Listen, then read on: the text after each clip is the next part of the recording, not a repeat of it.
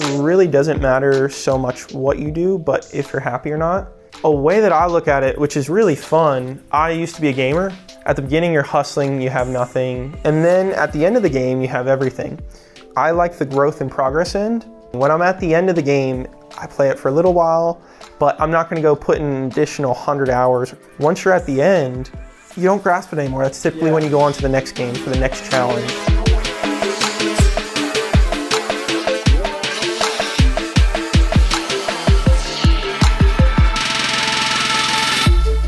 Hey everybody, welcome to episode 76 of the Andrew Deitch podcast. Hope you had an amazing weekend.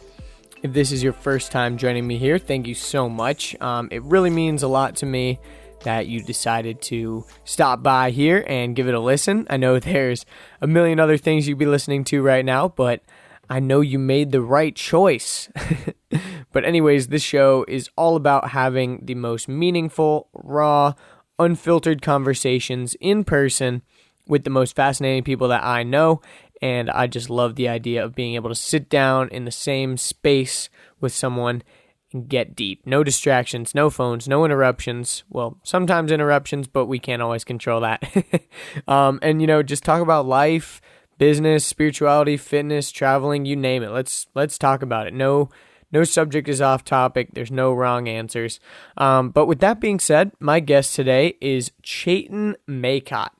And Chaitin is an entrepreneur and founder of a few businesses, actually. But his current projects include a physical product called EcoClaw, and he also has a business called Results Magnet, which is a digital marketing agency. And he also has Intuitive Earnings, which helps people navigate one of the trickiest and newest segments in investing. That would be cryptocurrency. And Chaitin and I talked about his story. Lots of psychological stuff in business and life.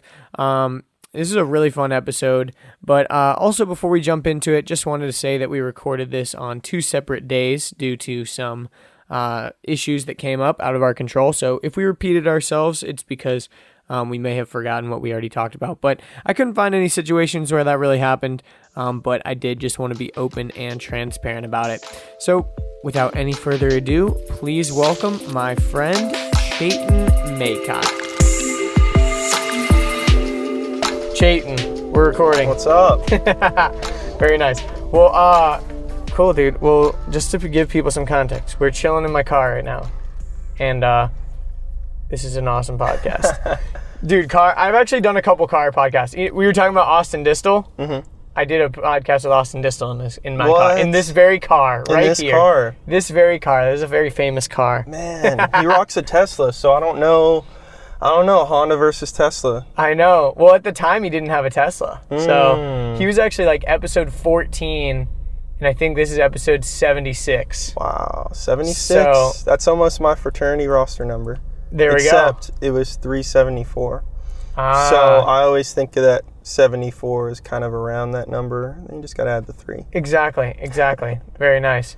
That's awesome, dude. Well, cool. So, my podcasts are very free form. Like you were saying, you're a big fan of Joey Diaz's podcast, Joe Rogan podcast.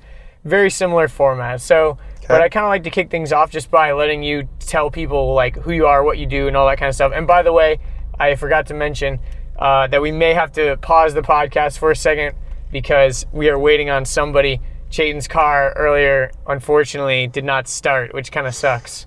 So we might have to pause it, but it's okay because we'll just jump right back in once we're done with that. But dude, take it away. Tell people what you do and all that kind of stuff. Yeah. So good preface. Crazy actually is ties in. My car's messed up right now. The starter all of a sudden isn't working, and it's been the most reliable car ever. So the tie-in is tech-based, actually. So in high school, I started with web design. Props to Mr. Johnson. What's up, Mr. Johnson? Chattahoochee High School, go Cougars. Nice. And he was just an awesome teacher. He was one of my favorite teachers, whether I go through high school, college, what have you.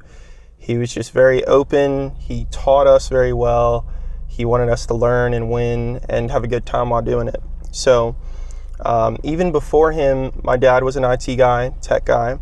So with that, it's a great foundation. Dad started off, he kicked it in the overdrive to begin with, and then Mr. Johnson really took the way towards the middle of high school. Ran with that, started web design, learned a lot from it. And why it's tied into my car right now is actually I pulled up Craigslist. That was the first thing I did. When this happened, I referenced back to Georgia Tech days, a long time ago. My car wouldn't start. Not the starter, it was actually the battery. Pulled up Craigslist, someone showed up, kick-started my car, good to go. So it's pretty nuts that you can just make a few taps on a piece of glass in your pocket and somebody will show up. And you're good. It's pretty nuts. Like, if you actually think about how insane that is, it's pretty crazy. It is. Yeah, it's amazing. And how far it's come so quickly. Yeah. So fast. It's absurd. Like, it's actually crazy. Because, I mean, less than 100 years ago, they were using, like, Morse code and, like, you know, like, what the hell? Carrier pigeons. Yep, exactly. And now, I mean, anyways, just, yeah, it's absolutely nuts. It's so amazing. You said you called someone from Craigslist and they came and helped you with your battery before? Yeah, so that happened. That's a wild story, actually. I was in high school and I went to a party at Georgia Tech. Got kicked out of the party, even though my friend invited me. Couldn't find him while I was in the process of getting kicked out.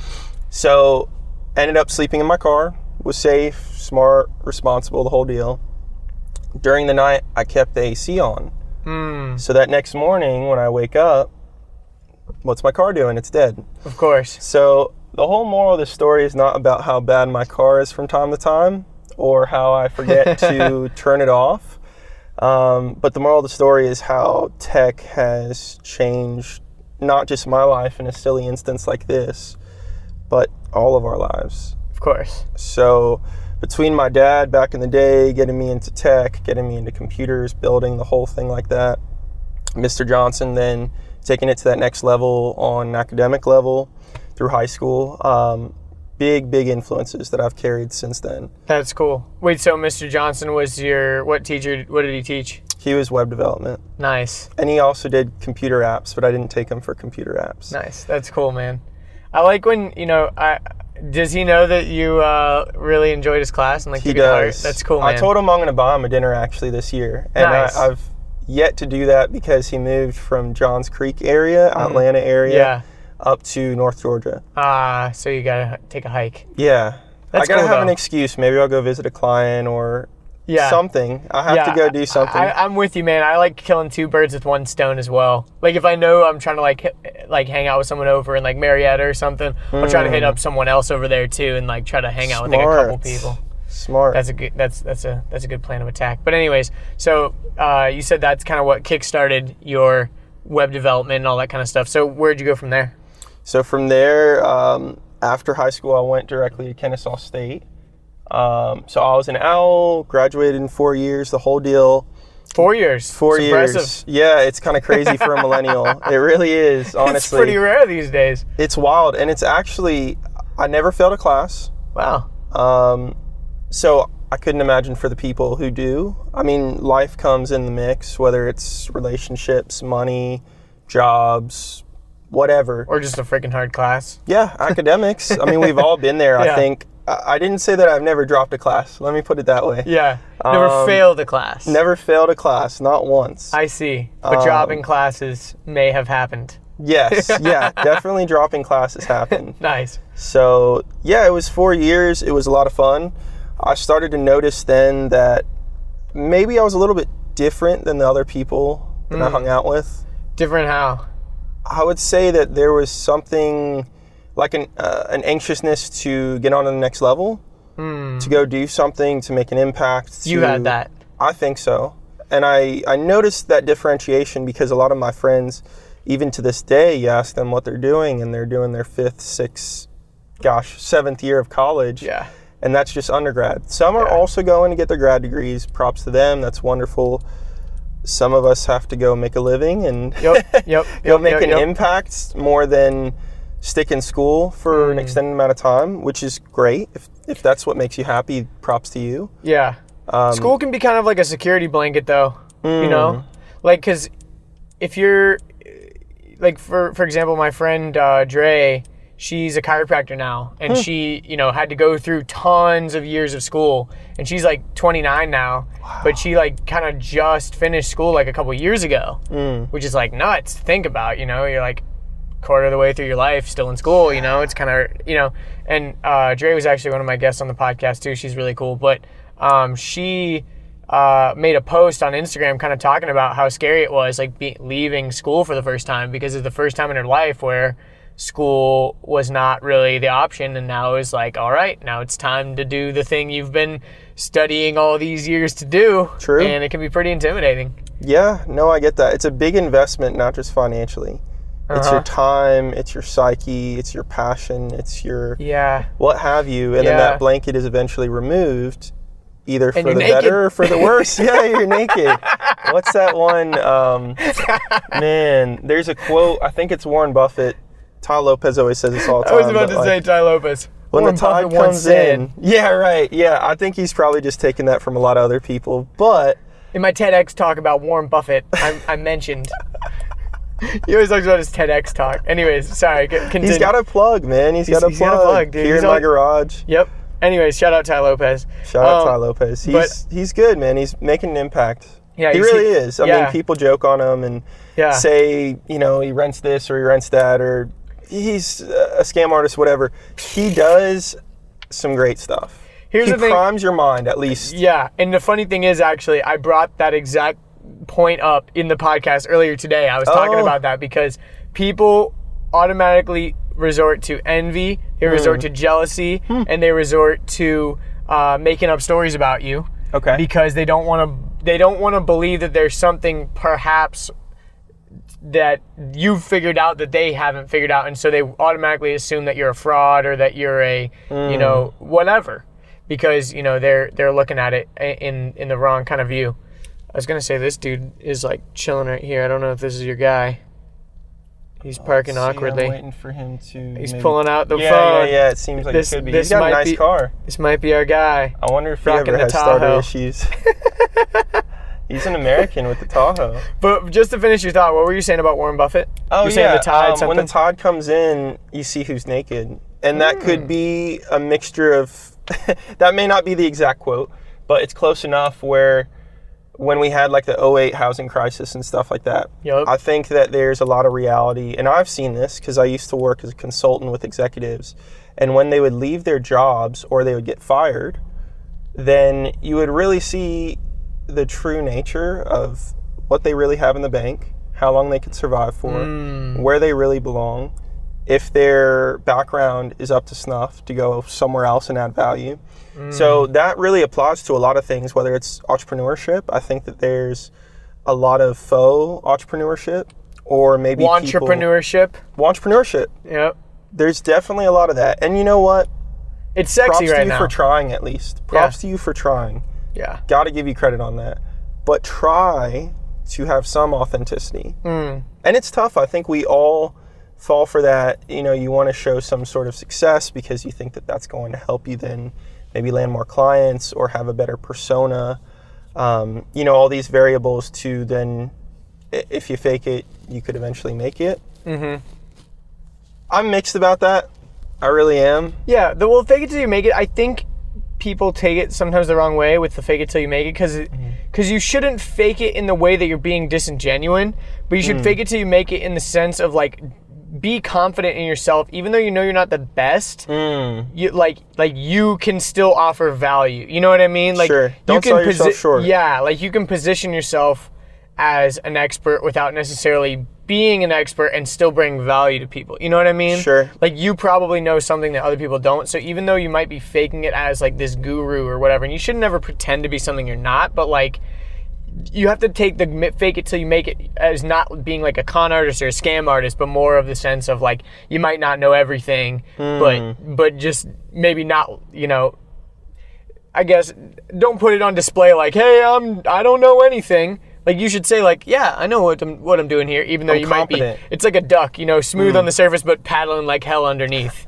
You know what I mean? So that's kind of how I would like frame that, you know? I like that. That's a good one, the duck. I never thought about it like that, but it is real. Yep. Totally smooth authentic. on the surface, paddling like hell underneath. I like that. That is good. I mean, if you think about it too, back to the executive consulting, like a lot of them deep down inside, and this is everyone for everything. I don't care if it's an athlete, a business person, whatever you're doing, whatever it is, you have to know where you stand. You know, don't lie to yourself, but you can give yourself that edge of confidence and what you've done in the past, knowing that it may not be perfect. And that's what I've realized too, whether it's just business or life, that I think in this world now, maybe because of Instagram or because we see all of this stuff online, Instagram's maybe the pinnacle version of it, but there's this aura of perfection and lack of mistake making, lack of real grit, I guess. Yeah. We just see all the wins. We see all the glory. We don't see any of the perseverance, or maybe less of that is displayed or shown. Yep. In favor of the end of the road. You know, you see the Rolls Royce and the guy who's driving it, but you didn't see the 40 years that he sacrificed and went through multiple divorces because he committed so much to his business or committed so much to his employees or what have you. That is something that's very interesting right now. Yeah. And that's actually, that concept is kind of like what I wanted to found a lot of this podcast on, is like this principle that there's always something to learn from everybody, and everybody has a story, you know, like everybody has a story, whether that story is, like you said, you know, a transformational story, maybe it's a sad story, maybe it's a heroic story, maybe it's a story of overcoming something, but everyone has a story because shit happens to everybody, you know, like you're not immune to having bad things or good things happen to you, like, you know, and so I always am curious to hear people's journey and their story, because typically, you know, Joe Rogan talks about this a lot. Like, you see like an old man or whatever, and you kind of put him in this box of like, okay, this is this old dude, but you don't think of him as an infant. Like, you don't think of this old man as like, oh yeah, this guy was once this, or he was once my age, or, you know, typically we kind of like put people in a box, and our brains kind of do that automatically. We want to compartmentalize things so we can simplify them and not have to think about it. You know, like, liberals equal evil people.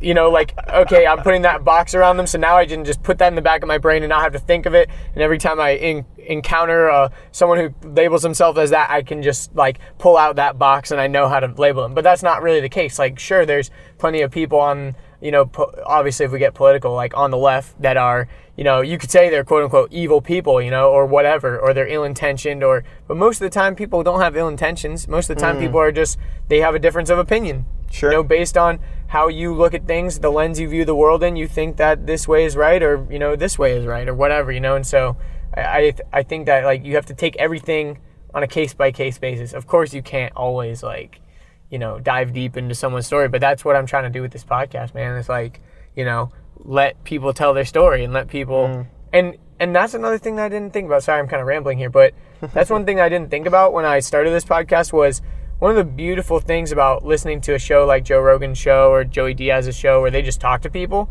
is you actually get to learn how people think. Sure. And like, you don't really get to learn how people think until you have a conversation or listen in on a conversation. Because when you're listening in on a conversation, you're removing yourself from that, and you're kind of letting these other two people think for you or whatever, you know? Okay. And you're getting like a glimpse into, you know, because it's kind of like that rule of science where like, once you start observing a phenomenon, like you're fucking with the results, sort of like talking to plants. The measurement of like the fact that you are going in and measuring this thing is possibly affecting the measurement. You know what I mean? Sure. And so like you can't always have a conversation with someone and get the true them, because you're a part of that conversation. Like, so if you remove yourself from it and get to listen in on two other people, that's kind of like a good way of learning it. Anyway, it's all very fascinating, and I could ramble about all that kind of stuff for hours. But let's go back to your story. So, well, I have a good quote to tack on real quick too. Yes. For yours, where you stand determines what you see. And that was a quote that I got from my philosophy class in Kennesaw. And that was one, I only have one tattoo, but like that one, that golden nugget was almost something that I wanted to get tattooed just because you can carry that for life. So I talked to my friends. I know you didn't want to touch on politics. I'm not going to either because I'm probably the most boring person to talk to about that. The reason being is where you stand determines what you see.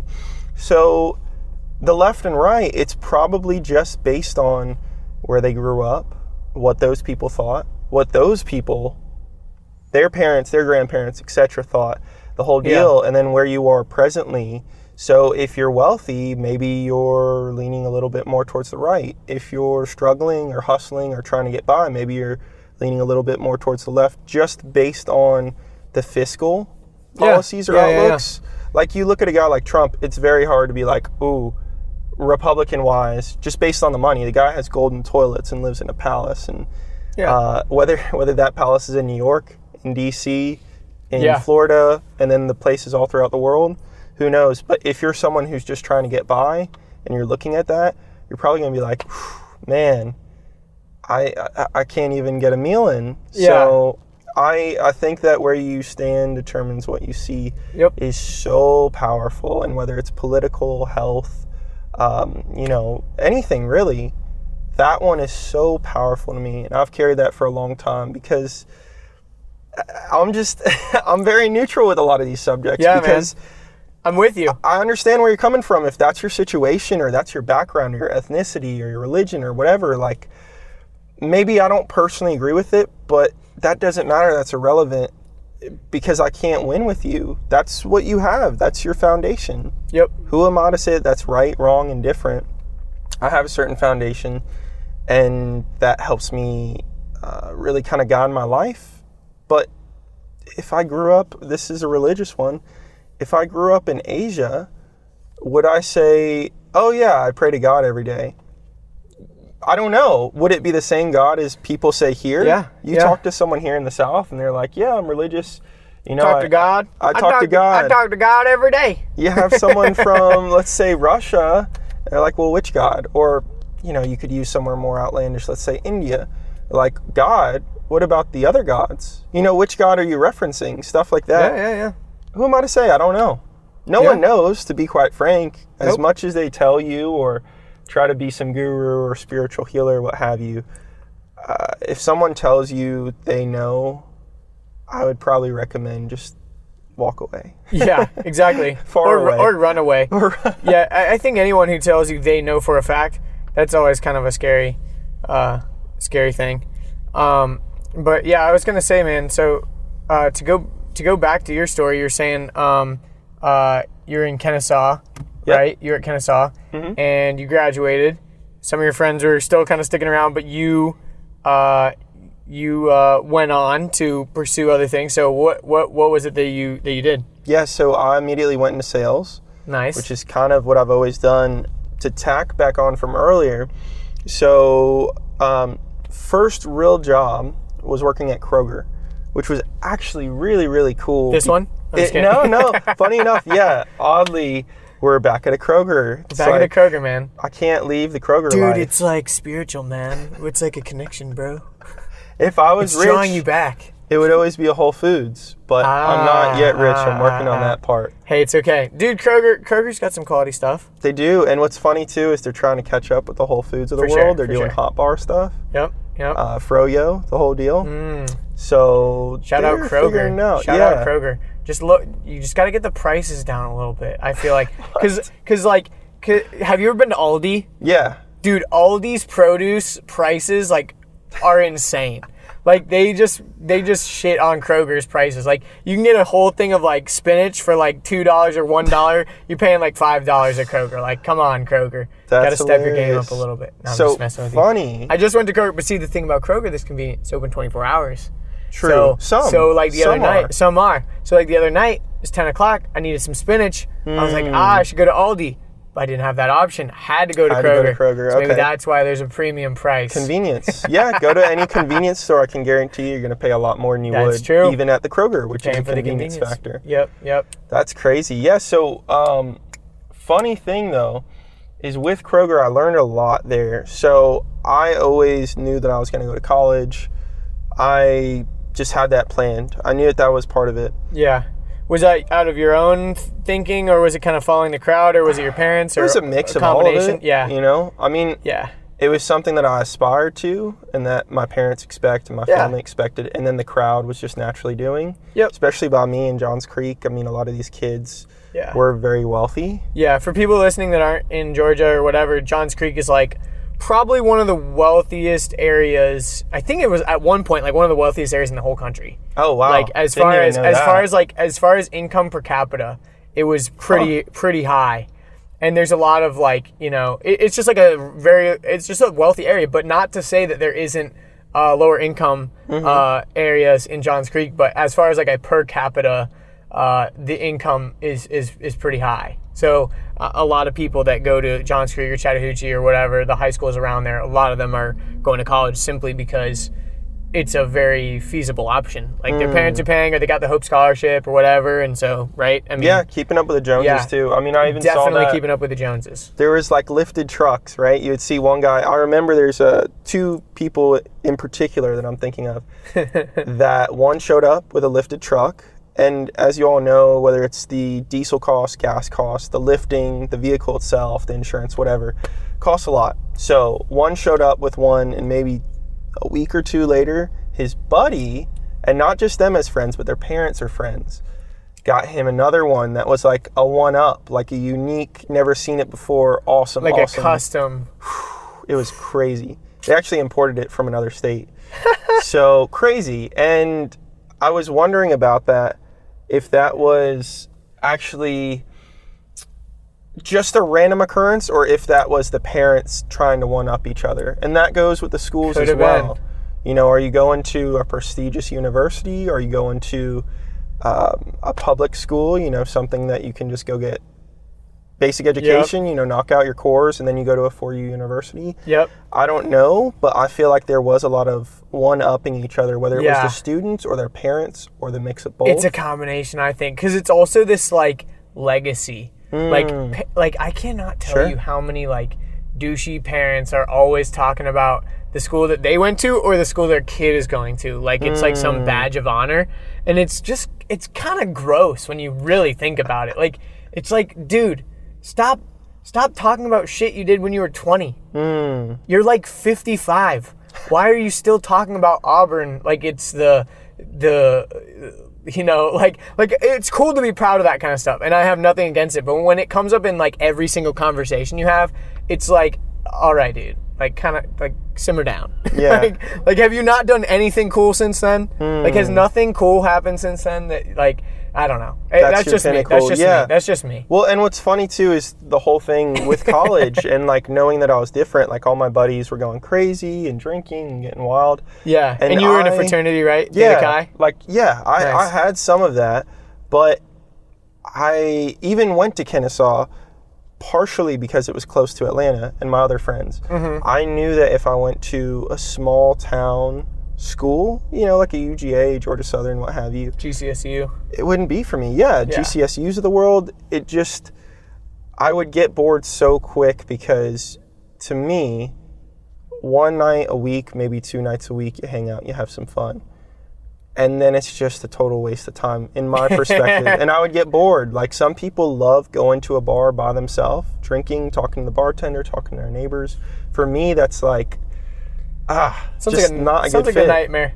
Sounds like a nightmare. But what's funny is the ones who do enjoy it, I have to sit back and get perspective and say like, hey, as long as you're not an alcoholic or hurting anyone. Yeah. But you also have to argue if that's happening every night, you may be an alcoholic in denial. That may be a thing. No, but I agree. You know, like that's not really my thing, but hey, if you love doing that and you love going out to the bar and hanging out by yourself and talking to the bartender or whatever, and that's fun for you, who am I to judge you or say that that's not a legitimate way to spend your evening? Hey, cool, awesome. And bars are cool places, you know? We need places of community. Like, we need places where, like, people can, like, a watering hole where everyone can come together and kind of hang out in public, you know? If we don't have places like that, it like, kind of destroys community, you know? You have to have some weird place, some places like that, you know? And say what you want, but, you know, I'm not that type of person either. I agree with you, but, you know, sometimes, you know, that's cool, whatever. If it makes them happy, I mean, that's the way I look at it, too. The stuff that I do might make people miserable. Yeah. Probably would, quite honestly. Yeah. I mean, work so much, and there's no guarantee of anything. Yeah. There's no promotion. There, it's all, you put in a lot, you work hard, you work smart, keep doing that consistently, and maybe, possibly one day, there'll be a light at the end of the tunnel of how many people you've helped, or how many lives you've impacted, or businesses that you've helped go from nothing to something. Yeah. So you can really kind of exponentially impact people. Yeah. If you're in the right vehicle. Exactly. Which clearly my Honda Civic is not the right vehicle today. Not today. Most we days have a lot of good metaphors. No, but seriously, a Honda Civic is normally a very reliable car, so it's pretty rare that something crazy like this would happen. But dude, yeah, I agree with you. So you're saying you went to Kennesaw because it was kind of closer to the city, so you could have more kind of things to do, more connections, stay closer to your friends that were in the city, all that kind of stuff. Yeah, where do you intern at a small school, right? Like, I don't want to be looking at interning at the gas station. Yeah. Or at the bar. Yeah.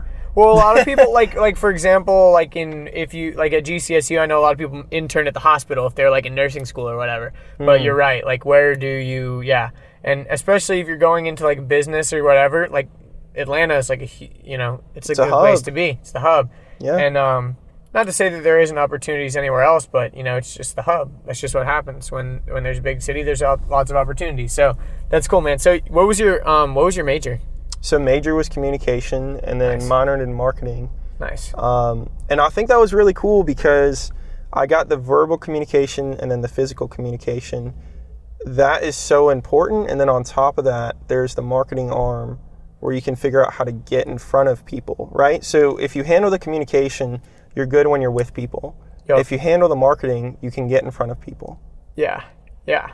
Then you have to sell to people, and that's a whole nother thing. It incorporates both of those pieces, but it's kind of the in-between. And if you could perfect those two, then the selling should almost come easy, where it's just a matter of, let's say with the communication end, speaking to the right audience, and then being able to be effective when you speak to them. Yep. So having the right message.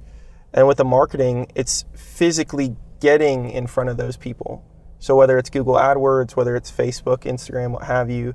But if you put those two components together, now you're in the place not to sell like some greasy used car salesman who's going to ask you what your budget is and then kill you in the finance office where they usually make most of their money. Yeah, of course. But it's to figure out with a solution of, okay, now I've got a pool of people who need what I have to offer, whether it's a product or service.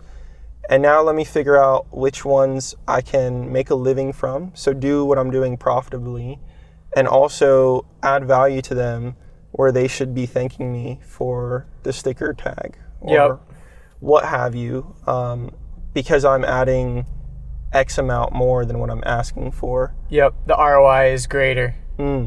Yeah, you could feel good, they could feel good, everyone's happy, everyone's a winner. Yeah. The thing, that's perfect. Yeah, dude, I totally agree. Like, you should, I was reading this thing, I forget what it's called.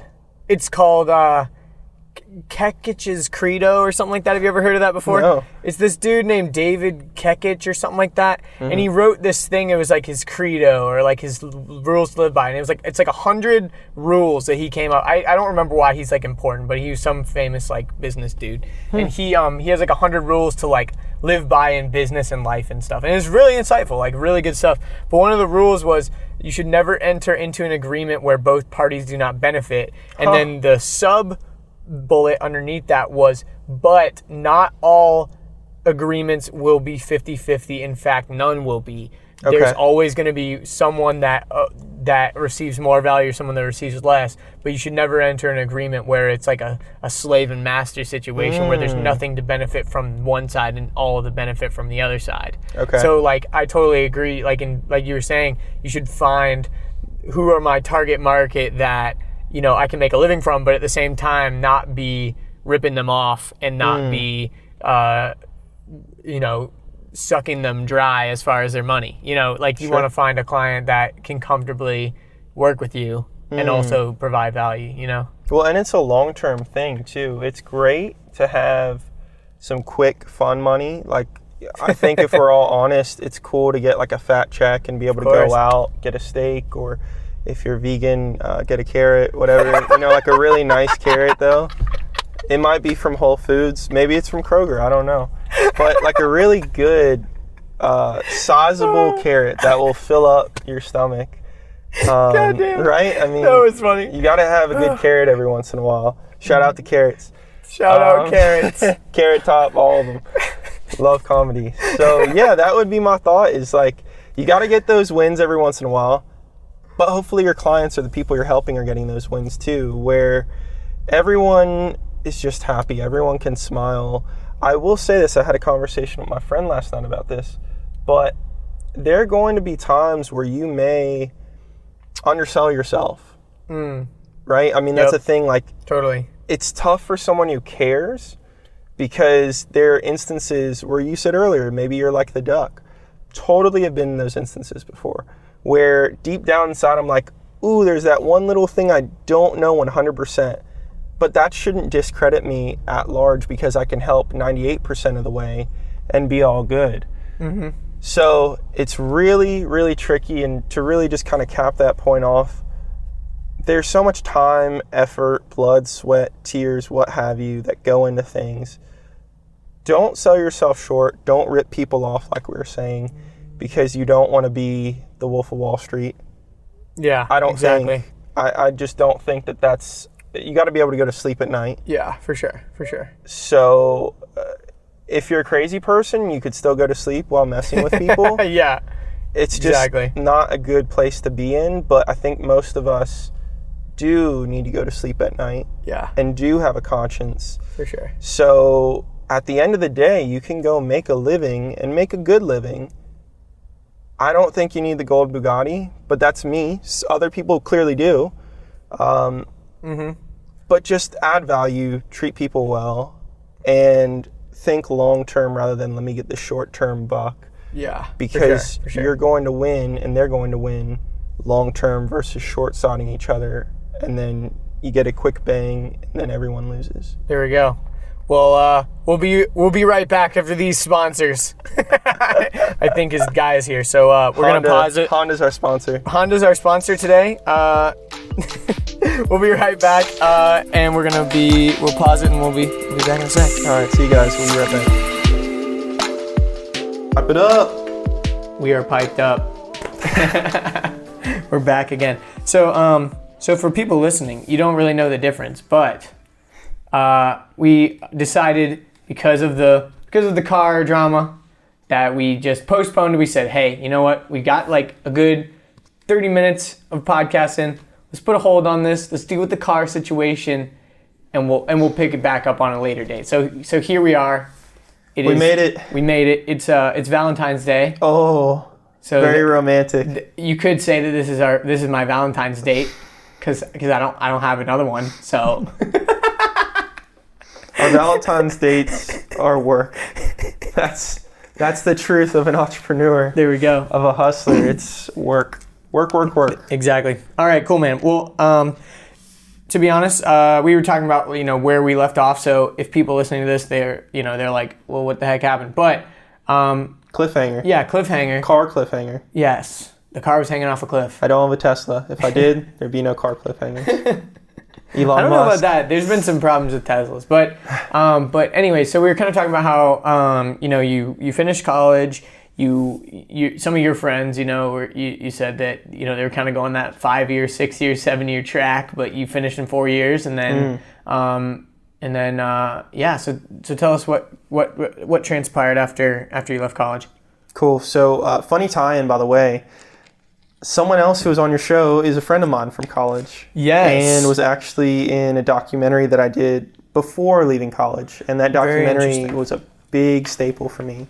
So I had to do a lot of video work, photography work, things like that. The person that, amazingly enough, was already on your show is my friend Parker Stiles. Very, like, seriously, no lie, that episode has gotten me some of the most compliments. Really? People love that episode. Really? So yeah, if anyone listening to this hasn't listened to that one, I think it was episode like 7 or 8. It was earlier. Yeah, it was real early on.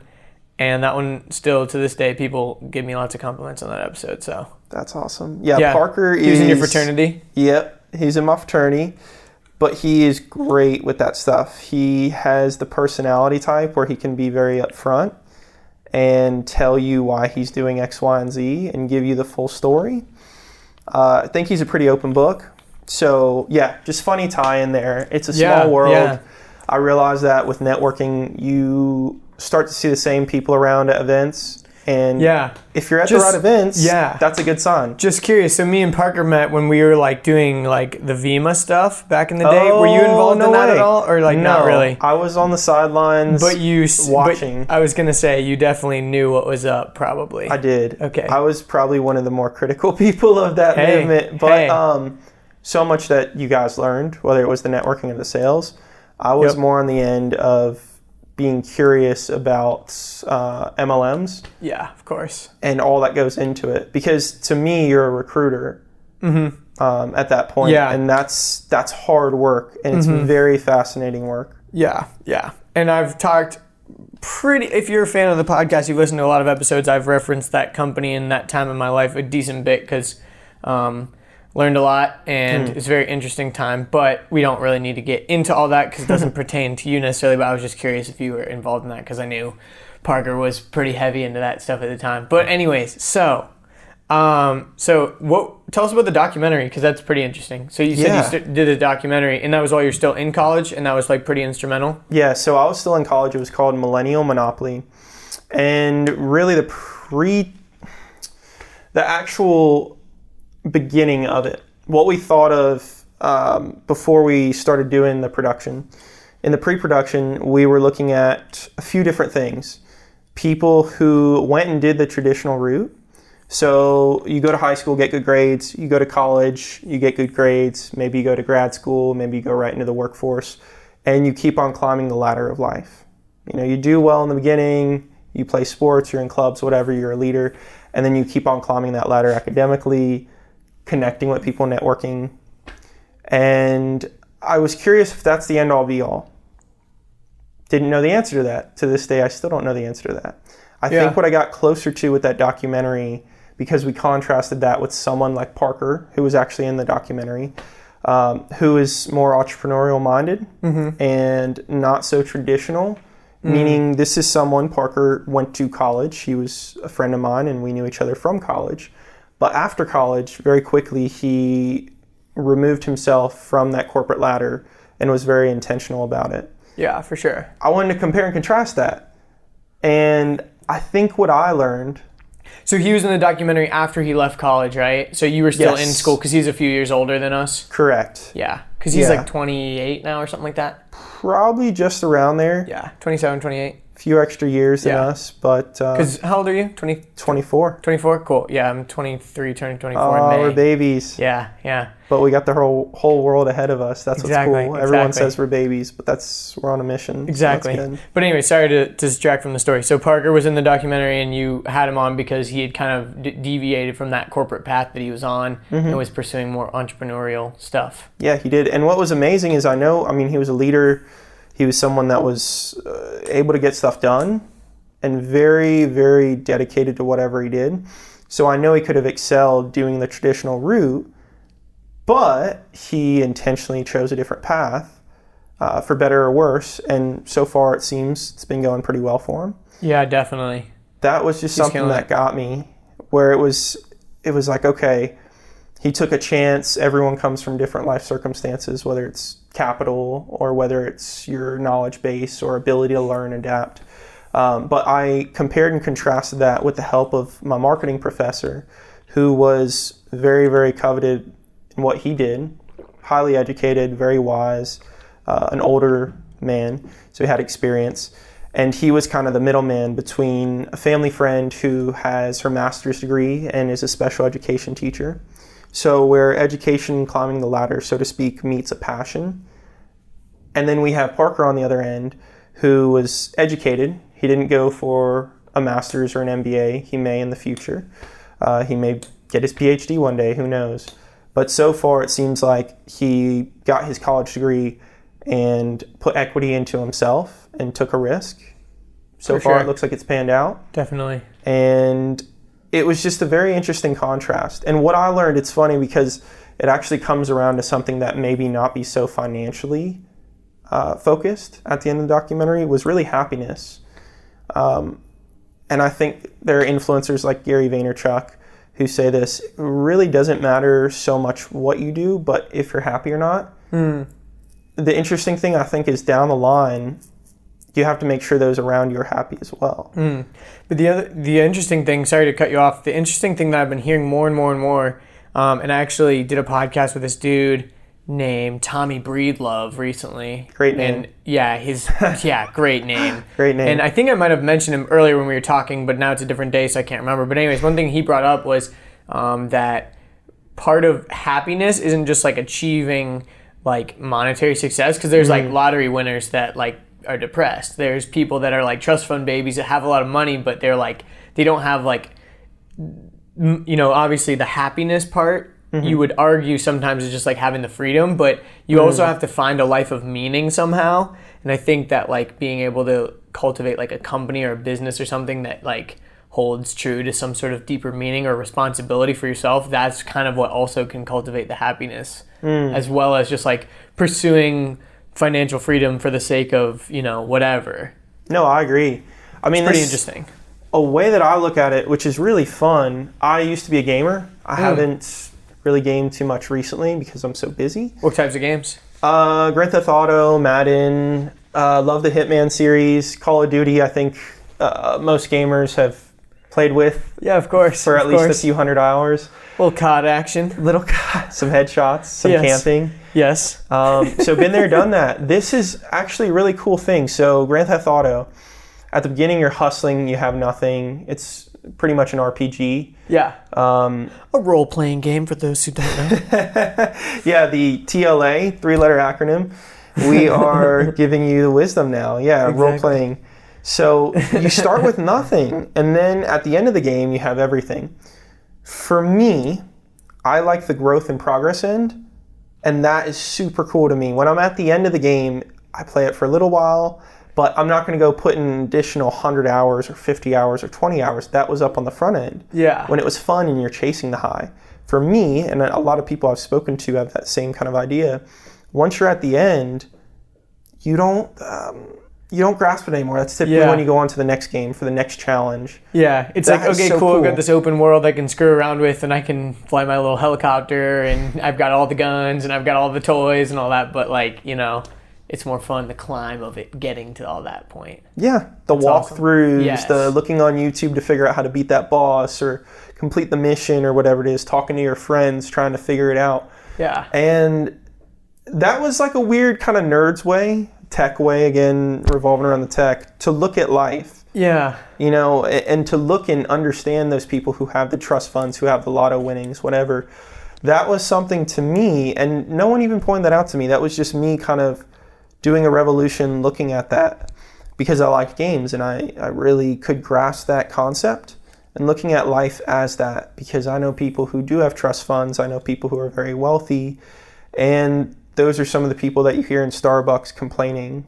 Yeah. Or it's kind of like in Pokemon, like gotta catch them all. What do you do once you've caught them all? Like look at your Pokedex. Like that's not fun. Like the fun is like catching them all. Like once you get to that goal of catching them all, what do? Well, they realize they need to put out more Pokemon, so then you gotta catch more. Like it's not like once you get all of them. Like funny. Once you get to the point of like, okay, I caught all 151. What now? Oh, well, now there's 100 more. And so like, oh, well, I guess I gotta go catch them all. It's the slogan. Gotta live up to the slogan. Gotta live up to the slogan, man. I gotta be the best, the very best that no one ever was, so. Oh my gosh, that's hilarious. Sorry, I keep going down rabbit holes. But another thing that I wanted to point out that's kind of interesting is, you're talking about how like there's these different mindsets, like in the documentary you were saying.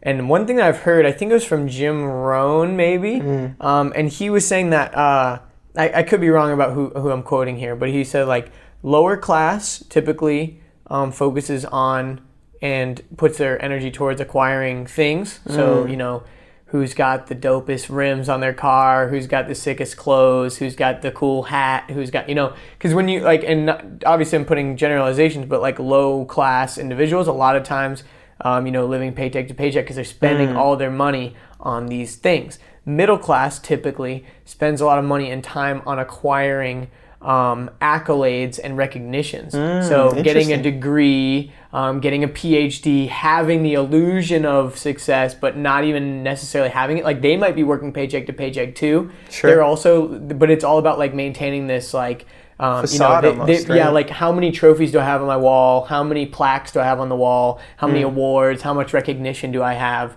Versus like actual dollars. And then like high class or like upper class individuals, they really they really don't care about the recognition a lot of times. Like a lot of like millionaires are kind of like these unknown characters that no one even knows who the heck they are. And they're really just straight up chasing the paper. Like they don't care about the award, the recognition, all that. They're just secretly behind the scenes making out all the money. And it's pretty interesting how like people go after these different things based on how they, were raised or whatever. But it's pretty fascinating because like a lot of, because you were kind of saying like, Parker deviated from the quote unquote normal route, but like in like a lower class environment, the normal route might not be to go to college. The normal route might be to just try to get a job or whatever, and that's a whole nother conversation. But I thought it was kind of like an interesting thing because you said like the normal route, but also that's kind of like in our frame of mind coming from what I would assume, you said you grew up in like Johns Creek. So like a wealthy area, but not to the point where everyone's just balling out of control. Like it's still definitely like middle class. Like, but it's pretty interesting, like how the different areas and different like ways that people grow up, like not dedicate. What's the word I'm looking for? It makes them see the world in a different way, and approach their goals in a different way. But anyways, I just want to point. Where you stand determines what you see thing comes back into life. Exactly. That's so funny. Yeah, because I didn't even notice when I say the normal, I think of what my bubble of normal is. Exactly. Right? From where I grew up, my background. Like you said, go to high school, get good media. grades. Yep, all that kind of stuff. And it's totally true. Your social media, most of your friends. And that's where I'm coming from as well. Like I dropped out of college after freshman year to pursue, to actually pursue VMO, which is really hilarious. Yeah. Wow. And what school? Yeah, and so I never went back. And arguably, I'm doing all right. But it is kind of funny how like that's just such a norm that people just don't even like question it. In at least in my circles, you know what I mean? Like to go to college, all that kind of stuff. And then as soon as you don't, everyone's like, "What? Like why did what?" And it's just kind of like, hey, that's just the other path that I chose. It's not that big of a deal. It's just a different way. But anyways, pretty weird. I feel like we need to do like Chaitin's professional stuff at another point because we can go on all these. These are really great. Like I love philosophy and stuff. I could talk about professional stuff all day long. But let's hit it. Okay, so the thought that you were talking about where people will just consume things at the lower level, I've really tried to focus in on that because I remember countless times that I've gone on to some sort of giving event. Whether it's Meals on Wheels or just helping people who are of not so good means. Yeah. One interesting thing is you'll see, let's say if you go to a quote unquote ghetto neighborhood or something like that. Yeah, or like a homeless shelter or something. Or not even necessarily a homeless shelter, but I don't know. Maybe I'm out of line with what you're trying to convey, but I think I know what you're saying. So like you'll see them wearing Jordans or something like that. Or flip side, you go to the boondocks, you go to the mountains, and you see these guys or women even with lifted trucks. Yep. I mean, that tire costs more than even anything that they own that's a real asset that can appreciate over time. Exactly. So what I took from that used to be something that irked me a bit because it's like, why am I giving you food or why am I helping you if you have a nicer jacket than me? You're wearing a North Face and I'm wearing something I bought from Walmart. Or you're wearing Air Jordans and I'm wearing Skechers. But what I took on that... Or like another thing that I've realized too is a lot of people that are like, quote unquote, they're always complaining about how poor they are and stuff, but they're always talking about like Netflix shows and all this stuff. It's like, dude, you're paying for cable, you're paying for Netflix, you have all these monthly subscription things. Like, dude, that's like $60-$80. Like, if you're paying for cable, that's so much. Like, I don't, like, you're wondering, like, people ask like questions like that. The difference between like living like a slightly better lifestyle is like not that much money, and I think people don't realize where they're putting that money because they're trying to just keep up with the Joneses kind of thing, like where it's like, well, my neighbor has a new North Face, so I got to get a new North Face, or I got to get this guy who just got new Jordans, I got to get new Jordans or whatever. And you're right, it is irking because you know, like, it is like irking when you're like, oh, I'm helping these people that are less fortunate. What the fuck? He's got better shoes than me. He's got better shirt than me. What the heck? Yeah, I feel you. But what I took from that was actually really interesting, because initially it irked me, and then I really thought about it. Love watching documentaries and kind of the behind the scenes of these celebrities or business people. And I think what I soaked in from those by proxy, which gave me the answer later on in life as to why that was a thing, was that some, maybe even most of those people from those particular areas, such as the boondocks, the country, the sticks, rednecks, what have you. Yeah. Or people who are in a metro area who are maybe more urban and, you know, they're in the hood or the ghetto or whatever you'd call it. They don't think they're going to get out. Trump says. The inner city what? That's Donald Trump. He's always like, the inner cities. Oh, is that what he says? He says the inner cities all the time. Inner cities. He's like, we've been helping the inner cities. Is Manhattan an inner city? Or I don't know. I'm just, he's stupid. Anyways. They don't think they're going to escape. Yeah. That's the thing. So I eventually understood it, where it's like, hey, if there's no hope, then I'm just going to have the highest stature here. In my zone, in my area. Yep. If I don't think I'm ever going to get out. There are people in those areas that have never been in an airplane before. Totally. I can't relate to that. Yeah. I can't. So instead of... never like swam in a pool? Swimming pool. Oh. You know, or whatever. It is real. It's true. So they're trapped, or they feel trapped.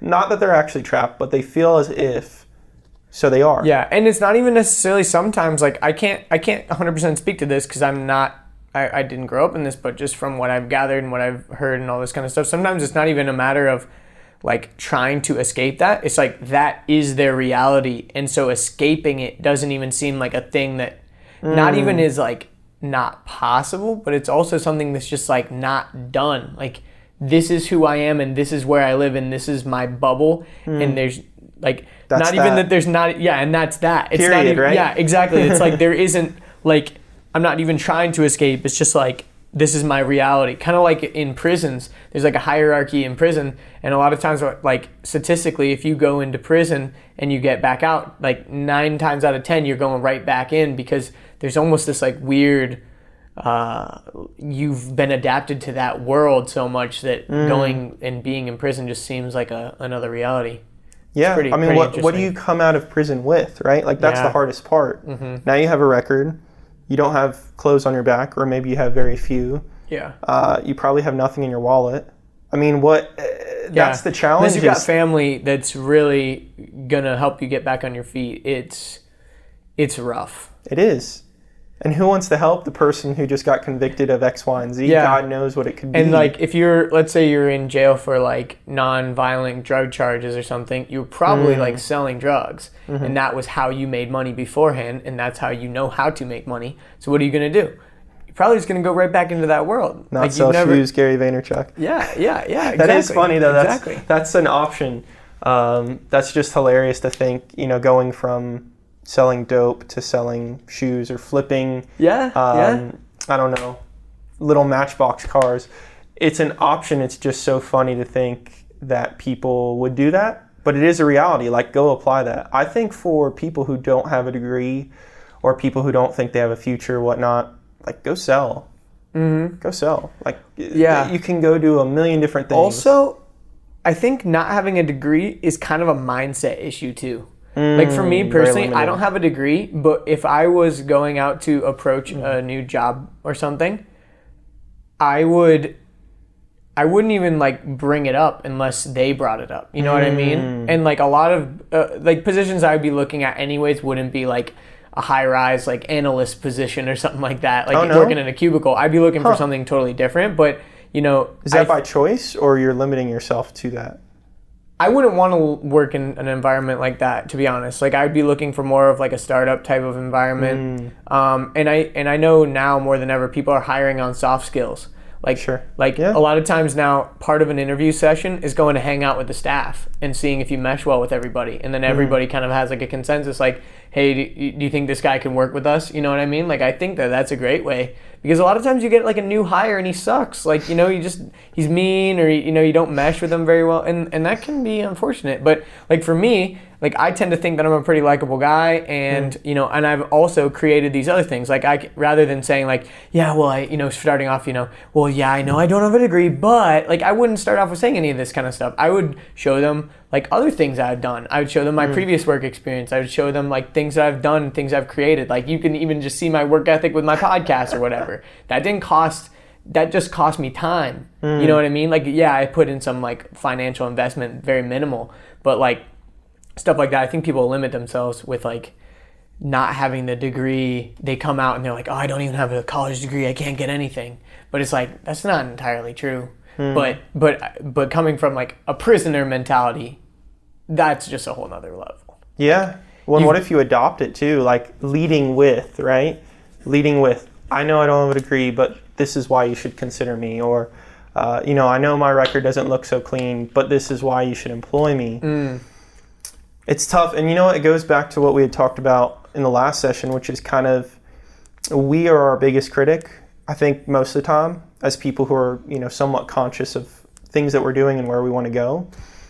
I know for sure that gets me from time to time. I think a lot of people, like, we know the chip on our shoulder. A lot of people don't. Right? I mean, that's one of the craziest things. We know what's going on, but a lot of others don't. So don't lead with it, or try to be cognizant of, hey, this is something that maybe it's not perfect, but I'm working on it. So like, it could hang out. It's not a big deal. It's no big deal. Look at all these other accolades or things that I've done in the past, or things that I plan on doing for my future. But just being humans, we look at those downsides sometimes. Look at the news. I mean, it's very clear to see there. Yeah. But training yourself to get out of that. Where you think of the positives a little bit more, train yourself. This is a good, tangible, easy one. I'll be very forthright. I haven't been doing this as of lately. I've been moving, so a little challenging, but very easy. Went to Walmart and go to the dollar store, buy a little agenda, tiny little pocket one, and every night write down 3 things that you are thankful for that specific day. And I did this, and I've done this as a practice. So every night, this is super tangible. You guys can take this immediately. 3 things from that specific day that you're thankful for. Don't tell me that you're thankful for the water or that you took another breath today. Really go through and write those things down. It's easy. It's really not that hard. Do it in your phone if you want.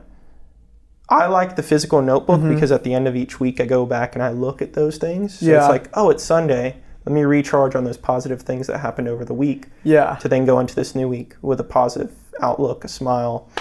Another thing that I've realized is whenever I've bought expensive notebooks, I always I'm more intentional about, I'm like more excited to like write in it, or I'm more like intentional about like what I'm going to put in there. Because sometimes you just like get a notebook and then you do some stuff in it, but then you also use it as like scratch paper, Really? But if you, like, I've bought some like really cool notebooks before, some like specific, I'm like, okay, I'm going to use this for this. That's hilarious. And because it was like kind of expensive or kind of nice, or maybe it was like leather or whatever, like it made me take it more seriously. So just putting that out there, like, if someone's like, oh, I would want to start that, I would recommend like buying like something that you would be like excited, where like if someone saw it on your table, it wouldn't be like, oh, that's just my like little notebook. Like it would look cool or something like that. You know what I mean? They're going to snoop through your notes. That's how cool it is. Go to Louis Vuitton right now. Go to Louis Vuitton. $1,000 notebook. No, I'm not saying $1,000. That's good though. I see what you're saying. You're putting value to it. Yeah. Rather than like just buying like a little thin like spiral notebook or something that you can get for like $1, maybe getting something that's like $10, and just from my personal experience, I know that when I buy like a spiral notebook or something that's a little cheaper, I'm using it for like scratch notes or like just anything might go in there, and I carry one of those around, but like my other one is more like intentional stuff, like, doing my morning routine or whatever it might be, stuff that's like more, I want to take it more serious. That's smart. I like that. I think you do value the things you pay more for. Yeah, sunglasses was a big one for me as a kid. Constantly would lose sunglasses or they'd break. Was that because I wasn't caring for them, or I don't know. I misplaced them. I don't have the answer for that, but I know as an older person, same goes for wallets, I put more value to it. And was it just because I was young? I don't know. But more or less, I put more value to it because I got maybe the $100 pair of sunglasses instead of the $10 pair. Mm-hmm. And I kept them for a lot longer. I didn't ever lose them. It was just something significant that I noticed. Yeah. Now, we're not saying you guys got to go buy those Jordans or the lifted truck at this point. But that's something you could take away maybe and piecemeal your life, things that are important. Let's say a gym. If you don't go to the gym, but health is very important to you, which it should be important to all of us, then maybe you should go to Lifetime Fitness and spring the $120 a month. If you can, I shouldn't say if you could afford it. You should make that a part of your life. If health is very big. Yeah. And a Lifetime, you get towel service, so that's just worth it right there. The steam room. Dude. My thing, so I'm going to be candid. I'm a member of Lifetime Fitness, and I used to work there, actually, which is kind of funny. But, behind the scenes. Yes. Lifetime Fitness, if you strictly, are only going to just lift some weights, then get an LA Fitness, get a Crunch. But if you want to take advantage of all the amenities, there is nothing better, to be honest. Because you got the pool, you got the steam room, you got the sauna, you got the freaking basketball court, you got the rock climbing wall, you got the squash courts, you've got the yoga, you got all the group fitness classes, you got the yoga classes, you got the, all that kind of stuff. Stretch machines. Yes, dude. And so like you said, instead of just, you have to set yourself up for success if you're trying to get in shape or whatever, and you're just like, I'm just going to get the $5 membership at Crunch, it devalues itself. And actually places like that, I asked my boss one time about Lifetime because I was like, dude, why are our memberships so freaking expensive, dude? How can Crunch offer $5 memberships and we're over here charging people $100 for a single person per month? And they said it's actually because those places depend on their members not showing up. Sure. Because it's so undervalued, their membership, that they will continue to pay the $5 monthly and never even go one time. You would not believe how many people have a membership there and pay the $5, but it's such an insignificant amount that they're like, not this month, but maybe next month I'll have time or whatever. Because if all of their members showed up, you would not be able to get a machine. You would not be able to work out. It would be so overcrowded. It's ridiculous. But Lifetime, actually, their percentage of members that come every single day is much, much, much higher because those people actually take a priority in putting that amount of money in their health, which is it makes so much sense, but I never thought about it that way. I always thought we were just ripping people off. Oh, really? Because it's because you're like, okay, you keep raising the prices. It's like, has it gotten more expensive to maintain the place? No, you probably are turning more of a profit as the years go by. Sure. But the prices kept increasing, and I asked, and it's because our gym is full. We're getting more members, and our members don't like it when they have to wait for machines, when it's overcrowded, when the classes are overcrowded. So how do we combat that? We make the membership more expensive. Wow. So maybe we're selling less memberships, we're still pulling in the same amount of money because we actually don't want to overcrowd our gym. And I was like, that makes so much sense. That's crazy. Yeah, Lifetime, the parking lot was very busy. If you went off hours, you can get in, whatever. But the normal hours, very busy. It's just a cool place, and the people clearly value it because they're putting their money where their mouth is. But to go back to your point, if you like you were saying, to anyone out there listening, it's like if you're trying to get stuff in order, don't overspend or don't go completely out over your budget. But if you invest into something that's maybe a little bit uncomfortable for you to pay for it, you're gonna probably value it a lot more. Like you said, the sunglasses, $100 for sunglasses, kind of a lot of money. Like my mom or dad would be like, that's ridiculous, that's a ripoff. But like you said, how many times have you bought $5 sunglasses? Like my dad, he's notorious for losing sunglasses, but he always just buys them at the dollar store. He's probably bought 200 pairs of glasses, you know what I mean? So he's probably spent that amount in losing glasses, where he could have bought maybe one pair and really invested, but that's not how he rolls. But gotta do an experiment. Yeah, exactly. With someone else's money. Exactly. But anyways, man, I think that I don't remember exactly where we were going with that, but you were saying, writing down gratitude, writing down your goals and all that kind of stuff. Yeah, 3 a night. Going back on Sunday and looking over the week and just being very specific. Like I said, not anything broad or general. I know that's you're talking to your grandparents or whatever, and they're like, yeah, just think of how lucky you are to have another day. And it's like, I get that, from a high level. Of course. Day in, day out. Just what kind of stuff do you write down? So let's see, today, as an example, I had to get up really early. I'm not thankful for that, but I'm thankful that my wake up was not too brutal. Right nice. After, some days you wake up and you're like, oh man, I feel not so well rested. Yeah. This morning I got up super early and I felt well rested. Nice. So that's not every day. Some days you're like, oh, I'm still tired. I got to sleep in, the whole deal. Another thing was I have some really good opportunities that came through the door today for the business. Nice. So like that to me, it was more prevalent than usual today. For some reason, been out there, been doing the right things, keep on seeing the right people. And today, just all of a sudden, there's more relevance for what I'm doing than the other days. Other days are great, but today was extraordinary. So nice. That's wonderful.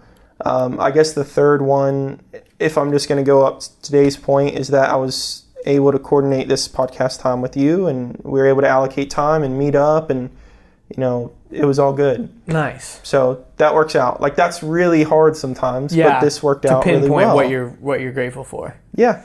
Yeah, because sometimes I struggle with that too, because I had a planner. I still have it. I've kind of fallen off using it, but it's actually really good. I think it's called the Hustler's Success Planner. Oh, the creators of the planner actually reached out to me. I did a giveaway on my Instagram for it a while ago, but I'll make sure to link it in the show notes or whatever. But one of the things is like a little routine, and it kind of asks you some questions like, what are you grateful for? All that kind of stuff. And sometimes I struggled with I'm grateful for my family. Yeah, see? I'm grateful for the water, like you said, it's like it's really easy to just check 3 things off the list, but if you really dive deep into okay, what am I grateful for today? Yes, that's like you said, not those big overarching things. And I remember I was feeling a little bit under the weather because I wasn't really taking care of my body. I wasn't working out. I wasn't I was hunching over my computer a ton because it was in the thick of my podcast boost. I was launching 3 a week. It was nuts. And I was, my back and my neck and my, I was just feeling shitty. I just didn't feel good. And so some of the days when I did feel better, I remember writing down I'm glad I don't feel like crap, and I'm glad my back isn't hurting today. Stuff like that. And yeah, that's really awesome, man. When it deviates from your average, yeah. Because you got to have the highs to experience, you got to have the lows to appreciate the highs. Because if everything's just a high all the time, you're not living. Yeah, it's like with the lottery winner. If you get everything you ever wanted, if you had unlimited money and unlimited resources, and you just spend it all on yourself, you're gonna feel very unfulfilled.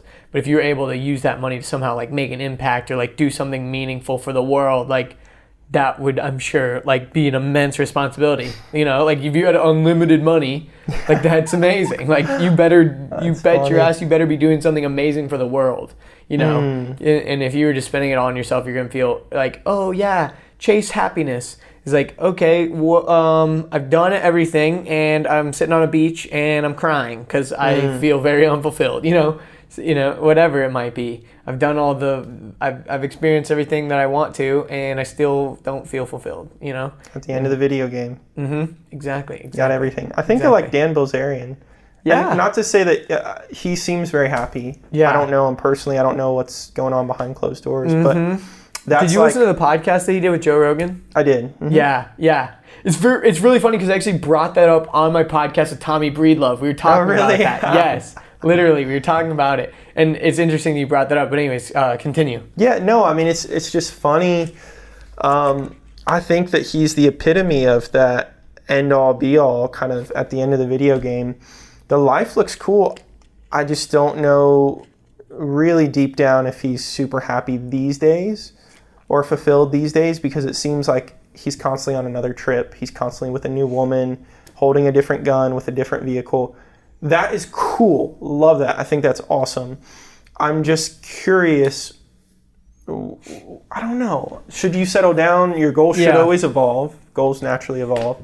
You get the 6-pack, now you want the 8-pack. Yeah. You get the Mercedes, now you want the Bentley. Whatever it is, that's all fine and dandy. That's nature. Things evolve. That's normal. But I wonder about the happiness factor, because it seems like it's constantly, you have to force feed stuff in constantly, one after the other. And once you've experienced a certain level of luxury and experiences, you can't ever go down. That was one thing that Dan was talking about. It's like, to a normal person, if they got like a typical hotel room in Vegas, they would be stoked. But since he always gets the penthouse of the penthouse, sure, he always has like the best of the best.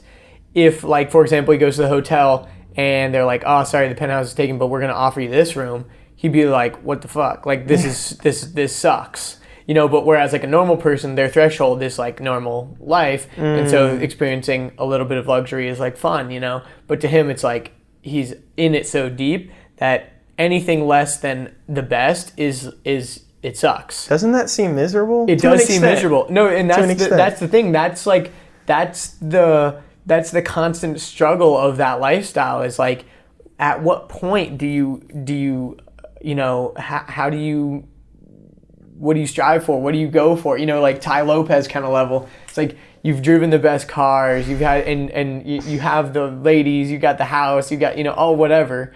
But at what point do you have to have some sort of meaning in your life? You know, what kind of impact are you making? I think that's where like Gary Vaynerchuk stands out to me. He is like stupid rich, but he could not give a crap about what he's wearing on his wrist, what clothes are on his back, what car he's driving. He's in a taxi most of the time. You know, like, he does not care about the luxury. He's in it for like the game. Like, he loves the game and he wants to win. And he's even talked about it like with the New York Jets. He's like a big fan of the New York Jets because they've never won a Super Bowl. And he's even talked about, like, if the Jets win a Super Bowl, he said he'd probably stop being as interested. Really? Yeah, because it's kind of like, okay, we did it. Like, you know, what are we gonna do? Another one? You know, okay.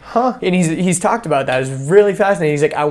He's talked about how he wants to buy the Jets before they win a Super Bowl. He secretly kind of like doesn't want them to win until he buys the Jets, because he said he might become disinterested after they win, because then it's like they've already hit the pinnacle. Like, what's going to happen again? You know, I don't know. Pretty fascinating. Only downward from there kind of thing. Yeah. Thinking maybe.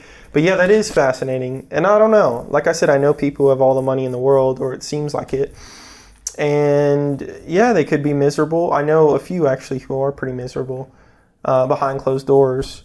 But that always has fascinated me. And I think the next level after the fiscal stuff is giving back, charity. Like, that's the higher being, that's the end all be all, and that is infinite. Business is infinite, right? You can always drive yourself crazy with business, get more clients, help more people in that professional sense. But then there's that other level. So you can look at the Warren Buffetts, you could look at the Bill Gates, you could look at those types of people. Even Elon Musk, he's probably doing it a lot more than is publicized for just helping people charitably, but you could see it, he's really using his business aspects and acumen to get that stuff off to another level. That's kind of his vehicle.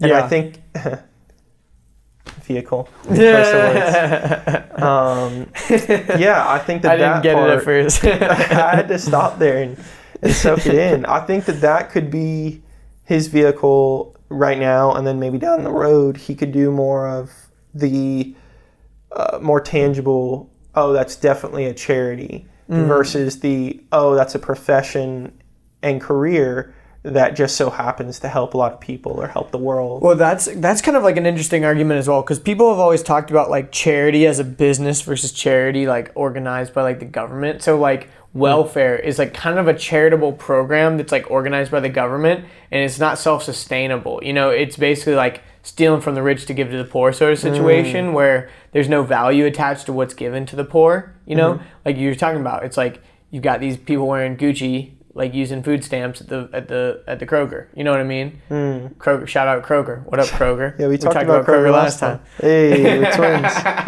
That's something. It's no Whole Foods, so I remember that part too. We're on the same wavelength. But I like how we said last time, but to people listening, it's this time. Whatever. Earlier on in the conversation. When we were younger. This is when we were so much younger. A few days younger. Back in the day. Back in like a few day. Where was I going with that? But anyways, but it's interesting, like how organizations that are not necessarily for profit, but like private organizations have to figure out another way to be charitable. Like for example, Tom's Shoes. Like they sold a bunch of shoes, and yes, they were a shoe company, but their model was the give and get model. You know, like for every shoe that's bought, we give a pair of shoes away, whatever. And people, and that really resonates, especially with like millennials, because they always want to attach like some sort of meaning or some sort of like reason why they should buy your thing over another thing, and that's like a big way to like attack the market but also do good in the world. You know, you can feel better about yourself, you can sleep at night knowing like, hey, you know what, I've got these really nice shoes, but at this, or the expensive shoes that I spent $80 on or whatever, but at the end of the day, I know I can have peace of mind that I help someone else get some shoes or whatever, you know, because there is that little thing in the back of your mind. Some people just let it kind of, they don't want to think about it. You know, they don't want to think about the poverty in the world. They don't want to think about that, you know, a giant number of the population it doesn't have access to clean water, all that kind of stuff. But like you were saying with Elon Musk, it's like he's got this vision to like change the world, and he's like actively doing it through his companies. And if you look at his actual like business strategies, I mean, it's amazing because like he was one of the founders of PayPal. He used that PayPal money to start up SpaceX and Tesla. Then he, you know, even with Tesla, he has like a business plan in place, and he's publicly announced that the original Tesla Roadster was going to be a small production. It was going to be so smart. It was going to be enough to get the Model S off the ground. The Model S was going to be still pretty limited, but the goal of the Model S and the Model X was to create enough revenue and infrastructure and kind of almost practice middle of the road. Yeah. To unleash the Model 3, which is the more like quote unquote affordable one that they're going to mass produce and, you know, all that. And then from there, then, you know, just evolving the battery technology more and more and more. And then eventually, I mean, the crazy thing about about Tesla that people don't realize is that Tesla is not necessarily a car company. They're a technology company. Yeah. And they're an infrastructure company because they actually have created a network of chargers where they own all these Tesla superchargers all across the country. Where do people go charge their Teslas? Oh, guess what? Every Tesla, you get to use the superchargers for free. Oh, but we're gonna make our charging standard open source. So guess what? If you have a Nissan Leaf, you can come charge your car at a Tesla supercharger. Granted, you do have to pay for the energy, you know, but it's pretty genius how they've like created that infrastructure, because it's like you think about the gas market. Very saturated. You got all kinds of companies. You got BP, QT, Shell, Chevron, Techron. You know, like or what? That's the same thing. You can go with you know, this. you've got so many companies. But when it comes to you know, these superchargers, Tesla's already crushing the market, and because they had the money to invest and they had the fleet that made the proof of concept make sense. You know, it's kind of crazy when you think about how deep it goes. I was listening to something really cool. So when I was doing consulting, there was a real deep connection with QT, their CEO. And I had to do a lot of research and kind of just look into their business model. And one video that I watched, which was really just eye-opening, QT, as we know it, we think of it as a gas station. That's probably what you would call it if you were asked what's QT. You just listed it as a gas provider, a gas station. Yeah, but also I think I know where you're going with this, so I won't actually say it. Keep going. Okay. Keep going. But their business model first started as convenience store. And that was all they did. Kind of like 7-Eleven, right? Is that how they're? I don't know, but there are 7-Elevens that aren't gas stations. Huh. There's 7-Elevens that are just simply convenience stores. Like a CVS would be, or something like that. Huh. Actually, it's funny. CVS is one of the biggest companies in the world in terms of annual revenue. A lot of people don't know that. I didn't know that. I had no idea. I kind of believe that because there's so many of them. There's so many, but you got to think like the cost of them, the energy, how much stuff they have. They're not Amazon, right? You know, it's not like, okay, I want this. It's supply and demand. It gets to you somehow. They're efficient. They have waste. There's stuff sitting around, you know, things like that. Yeah. I think the biggest reason is because they're so big into pharma. Pharma. I was thinking of money and then pharmaceuticals. Yes. Because there's so much in it. So yeah, they're big into pharma and distribution of pharmaceuticals. So yeah, crazy. QT was huge as convenience store, and then adopted the gas. And they said, okay, we got the convenience end pretty much mastered. So now we can start with the gas. So now we can try to eventually master that. And they said, I believe 15 to 30 years is where they felt really competent in each sector of the business. So knocked out convenience. Now they're working on gas. But their newest thing, as a lot of us are seeing, is the food end of the business. And I did some deep dives with them too, with some of their executives, learning about that, where they said, well, it took us whatever it was, 15 or 30 years on sector 1 and sector 2, meaning the convenience, then the gas. And now we're expecting it to take a 15 to 30 year gap for us to master the food. That was huge, because the gas, that particular business, I'm such a nerd on this because I spent hours and hours and hours. They say the gas, they're typically criticized internally by their own executives and externally by shareholders, by the whole deal. Actually, they might be private, I forget. Regardless, stakeholders, we could say. Yeah. Is that their gas, they're typically giving it away. They say the only way they make money on the gas is by such volume. So they will keep their prices really low to get people to come into the convenience store. That's the big ploy. So they're still rocking the convenience store. The gas was like the little smoke and mirrors to get you to stop for the convenience. Yeah. And now the next part is putting on the food aspect with that. Interesting. So the real money, Austin Dislow talked about this at that speech not too long ago at McDonald's. They have the loss leaders, the dollar menu items. You come in, hey, I'm going to get the dollar burger. Immediately they're asking you, do you want a Coke? Do you want fries? Would you like anything else? Yeah, because the real margins are on the Coke and the fries and all that stuff. So yeah, they're hitting you. Coffee. Get you with the gas. Get you with the dollar menu items. Yep. As the pull. Yep. And the push is everything else. The convenience, the food. Yeah. That kind of stuff. Yeah. Like my friend Ryan McGinn, I've mentioned Ryan a handful of times. He was actually on one of the episodes. I think it was 46. And he is like a style YouTuber guy. And one of the things that check that out. Yeah, he's awesome. And one of the things that he mentioned in a seminar that I went to of his recently, where he was talking about the upsell at the point of sale, where he would sell. At one point, he was selling this little like digital ebook kind of product that was like 7 looks that make her want to date you or whatever. And then at the checkout, and it was like a $5 ebook.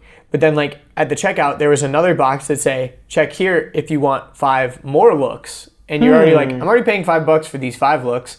Might as well pay for 5 more to get 5 more. And so he doubled, and his conversion rate was stupid. Like 90% of all sales would convert to that more, to that other thing, because the price to get in the door was so cheap. It was only $5. To double it was just like a no-brainer almost. Like, yeah, I might as well just spend $5 more to get 10 looks or whatever. And so, and his conversion rate, like to get people in the door, it was only $5. They're like, yeah, $5, psh, yeah, for sure. 5 more, yeah, psh, easy. But if you would have just put 10 looks for $10, it might have not gotten as many as pulling them in with the 5 looks for $5, or you know, 5 looks for $1 and then throwing in 10 more for whatever it was. That's so crazy. But it was pretty interesting. Get your foot in the door. I think that's with anything in life, whether it's business or a relationship or whatever it is. It's like, just get your foot in the door. Yeah. And then see what's on the inside. Yeah. Slowly but surely. And you know? And the other thing about QT is like, I normally don't even necessarily go there because I'm looking at the prices. I go there because I know that like if I need to go inside and I need to go to the restroom, or I need to, because I'm not one to go in and really even buy that much stuff. But I know the quality of what to expect in a QT. Like when I go into a QT, I don't get sketchy vibes. Like there's too many gas stations where like if I go into like a Shell or something, I've gone into a lot of Shells where it's like sketchy vibes. You know, I don't feel like I'm gonna be, comforted by going inside. So I might just get my gas and like not go in, or maybe get my gas and then go to Starbucks, get a coffee, and go to the bathroom in there. Really, you know what I mean? You'll actively do that. I will actively avoid it, but maybe subconsciously. You know, if I'm thinking I might want to stop and get a coffee rather than go inside. Shell might sell coffee. I don't know, maybe like a can of iced coffee or whatever. But like actively. Like subconsciously, I might be thinking like I'd rather go to like McDonald's and go to the bathroom or something. You know what I mean? I get that. Going down on a road trip or whatever, you do have, and I think we all can say that we've seen this. Yeah.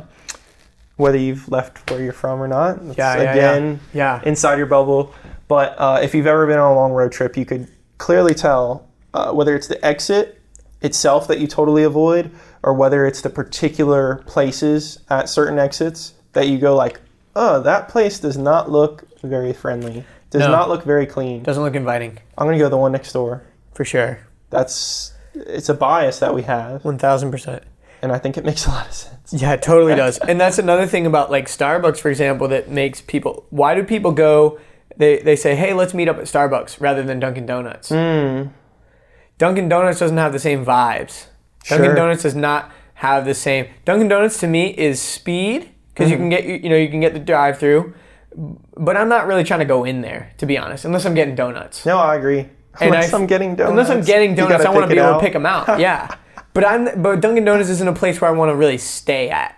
I agree. And when I go to Starbucks, it's inviting. They've got the nice music in the background. They've created a beautiful display. The chairs are comfy.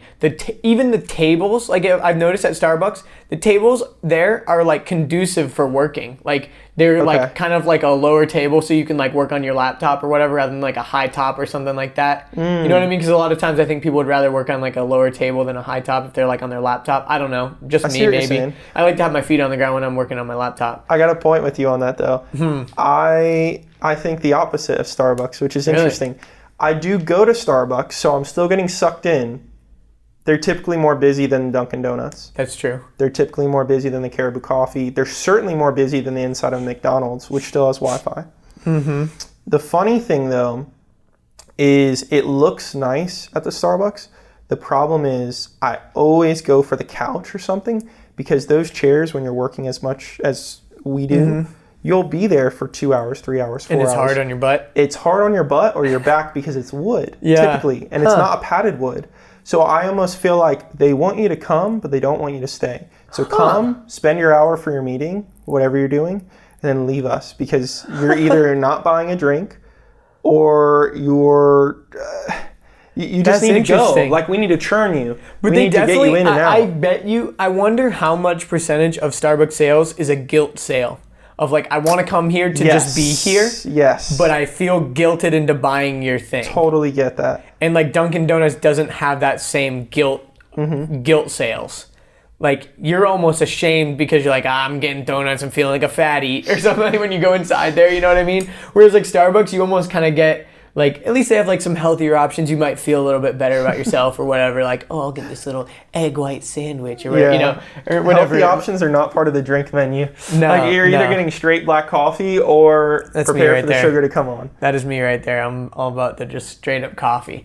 Oh, really? Yeah, really? Huh. Dude, because like, I don't have time to spend like $7 on a sugar drink, man. It's going to make me feel bad later. Like, I'd rather just get some black coffee with like a little bit of skim milk or something. Like, that's my go-to. That's my go-to when I go to Starbucks. No sugar. No frappuccinos. Nah. They're the bomb. They're pretty much milkshakes. I mean, it's like 60 grams of sugar in one of those things. Like, I know, they're so good. Like, yeah, it's amazing. Yeah. Like, yeah, but I can't do it. And I do find myself working at Starbucks a decent bit, which is kind of funny. But oh, that's his side job. He said he works at Starbucks. He didn't tell you guys. He's messing with you. I work at Starbucks quite a bit, meaning I go there with my laptop and work on some stuff. More behind the scenes, you work at Starbucks. Exactly. What would you do if you worked at Starbucks? No, funny thing actually. I think I've mentioned this on the podcast. I worked at a Dunkin' Donuts. Oh, no way. For over a year. And you still have the in bias. Kennesaw. Oh. On the one on Giles Road. Oh, off Giles. The one on Giles Road. You know what I'm talking about, kind of near West 22? Yep. Yeah, I worked at that one. I worked at that one. They redid it, didn't they?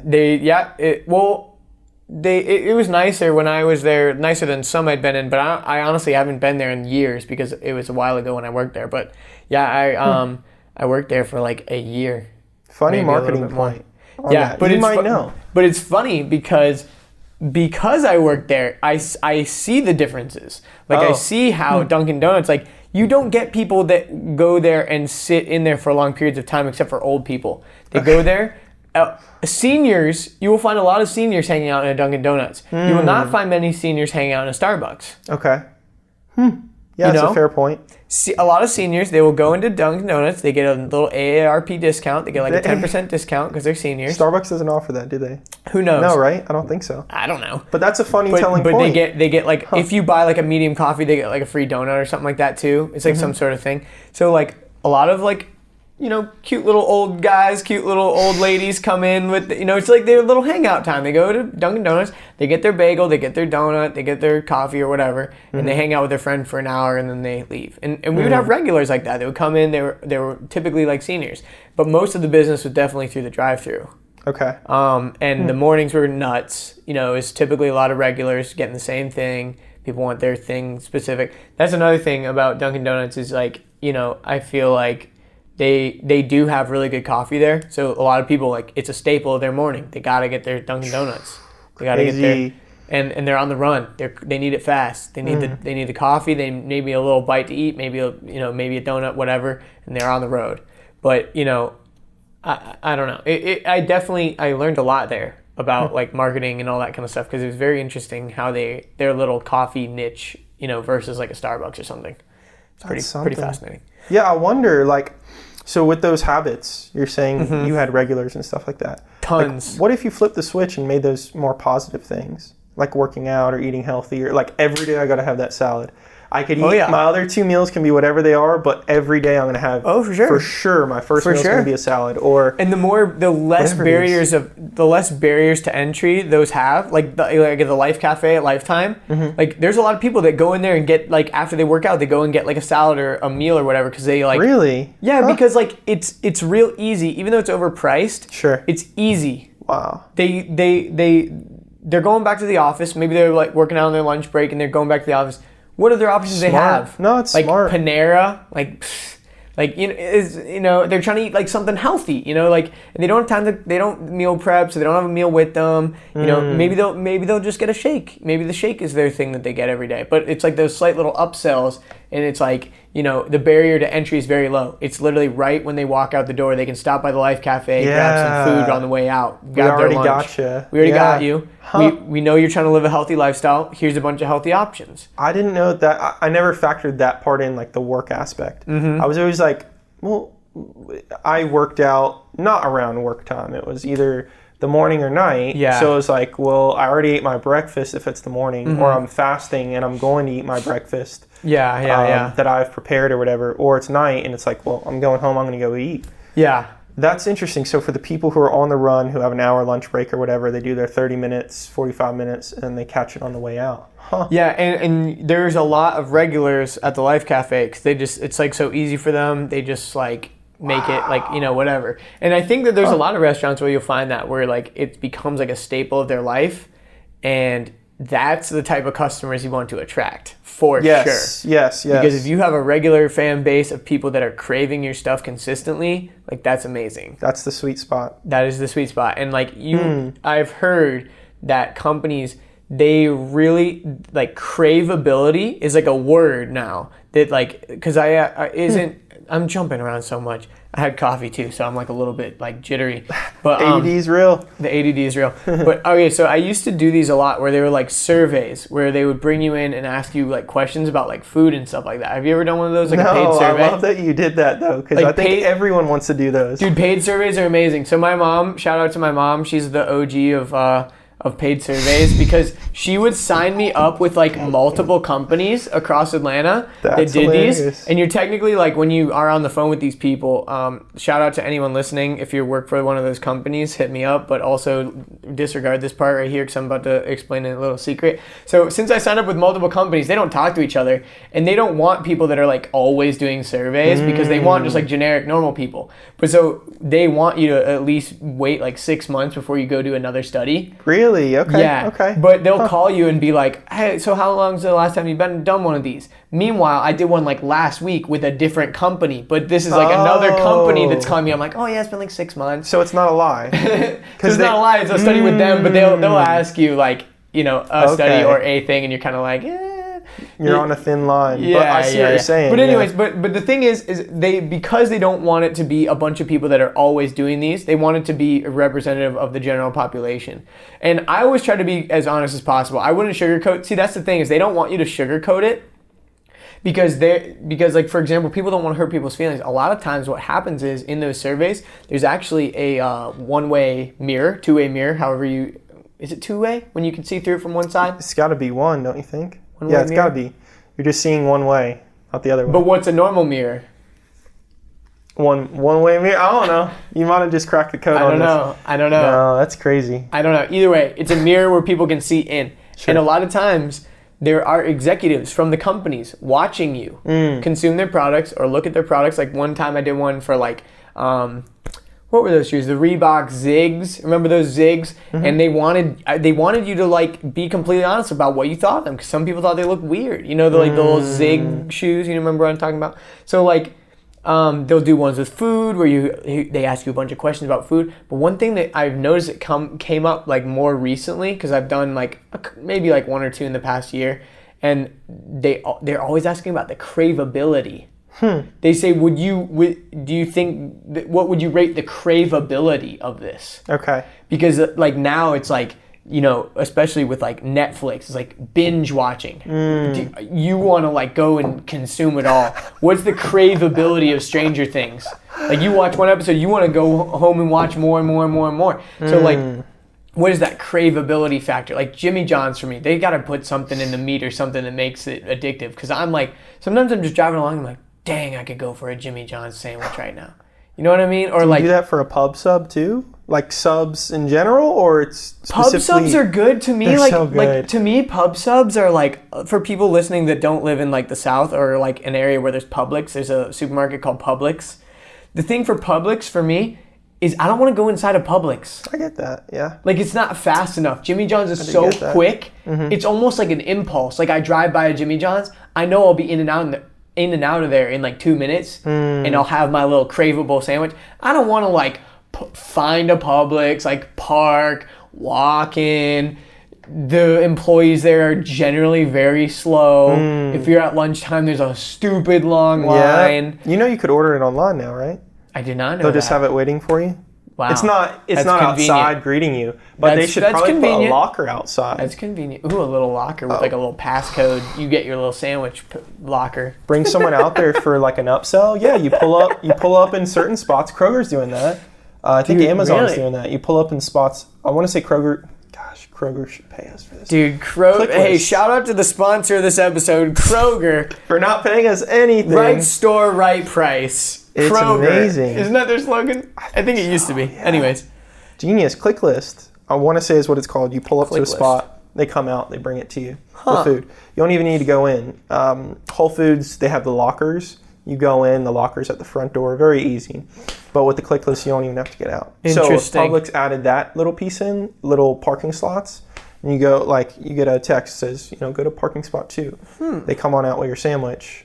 The upcharge is like $1 or something. Interesting. Yeah. That's something but down the road. The other barrier for me per Publix is it is a little bit more expensive. A little bit. Like it's a little bit too much more expensive than Jimmy John's that I'm not more inclined to go there. I don't know. I see what you're saying. Yeah. But the craveability aspect, pub subs definitely, if I ate them more, I'm sure I would be like, dang, I could go for a pub sub right now. And to be honest, they should double down on that a little bit more. But like for example, Doritos. Like Doritos. Have you ever noticed like when you start eating Doritos, like the whole bag is gone like in like a few minutes? You know what I mean? Yeah. They like have that craveability, and they have like whatever chemicals they put in them like make you want to eat more. Like soda included. Like soda has that like addictive.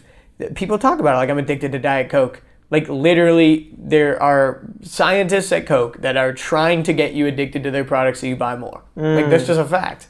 Like it's in their best interest for you to get addicted because you're gonna keep buying it. Like it's pretty crazy. But yeah, like if you can create a business where people are like craving your service or your thing, like that's amazing. Yeah, that is that monthly recurring revenue. If you can get daily recurring revenue, Dunkin' Donuts style, it's even better. May not be $50 a month, but if you're getting that 5 a day. If the best part of your morning is going to get that maple donut that you get every day. Oh, Jesus. What a way to start your day. What a way to start your day with a little sugar spike. But like some people literally wake up, and that's the thing that gets them out of bed. They're like, dang, man, I do not want to go to work. But you know what's on the way to work? There's a Dunkin' Donuts, and I could get me a maple donut right now. And that's what's going to keep me going. That's what does it.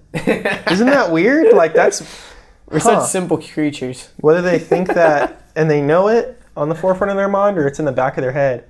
I don't really have any habits like that. Do you have any habits or? It's weird. I have habits. Jimmy John's, I've talked to. Well, yeah. I try to prepare meals as much as I can, just because it's more affordable and I can like guarantee I'm gonna eat healthy. Mm-hmm. So like today I made like a salad with some chicken that I'd cooked earlier in the week, but I've been pretty lax on that recently. Like I've been going out to eat a lot, but one of the interesting habits that I have that I realized a while ago, and I think I've mentioned this before, is certain YouTubers that I watch. I watch a lot of YouTube, and what's interesting is the YouTubers that have like a consistent like Casey Neistat. I don't know if you're familiar with Casey Neistat. Mm-hmm. For a while, he was doing daily vlogs. And it was part of my like daily routine. When I ate my breakfast, I would watch Casey's vlog from that day because he would upload it like 8 a.m. And by that time, I was like eating my breakfast, and that was like my daily thing. And when he didn't upload a day like that day, or the upload was delayed like a few hours or whatever, I was like actually kind of upset because I'm like, dang man, like where's my Casey? Yeah, where is my Casey? I mean, and just humble brag right here. No, I started following Casey before he did the daily vlog stuff.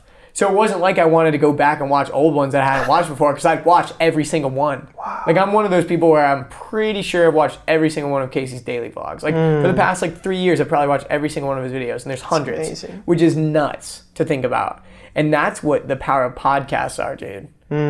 Podcasts are another one where I have a habit. That's a cool one. Yeah, the morning drive. Joe Rogan, for me, like he's my favorite. Love him. Every time he puts out a new episode, and he's been putting out a lot recently, so I've got to catch up. But that's another thing where you get into people's routine, and their go-to just becomes the Andrew Deitch podcast. It becomes the Joe Rogan podcast. Andrew Deitch Clay. Yeah, right? Hilarious. And like the Friday, like some podcasts, they always upload on like Friday or whatever. So then when Friday rolls around, you're excited because you're like, oh man, I'm excited to like kick off my weekend by listening to XYZ or whatever, you know? And so I need to be better at staying on a schedule as well, because I think that's like a pretty big factor of getting people ingrained in my world. But it is pretty crazy with the habits. Like you don't even realize that you have them, but like your go-to thing when you're feeling like listening to a podcast, or you literally, like, this is why I love long podcasts, is I don't have to think about what I'm going to listen to next, because I've already started like the Joe Rogan podcast. So then when I get in the car, I just open up my podcast app and click play, and I start right where I left off. I don't have to like think about what I want to listen to.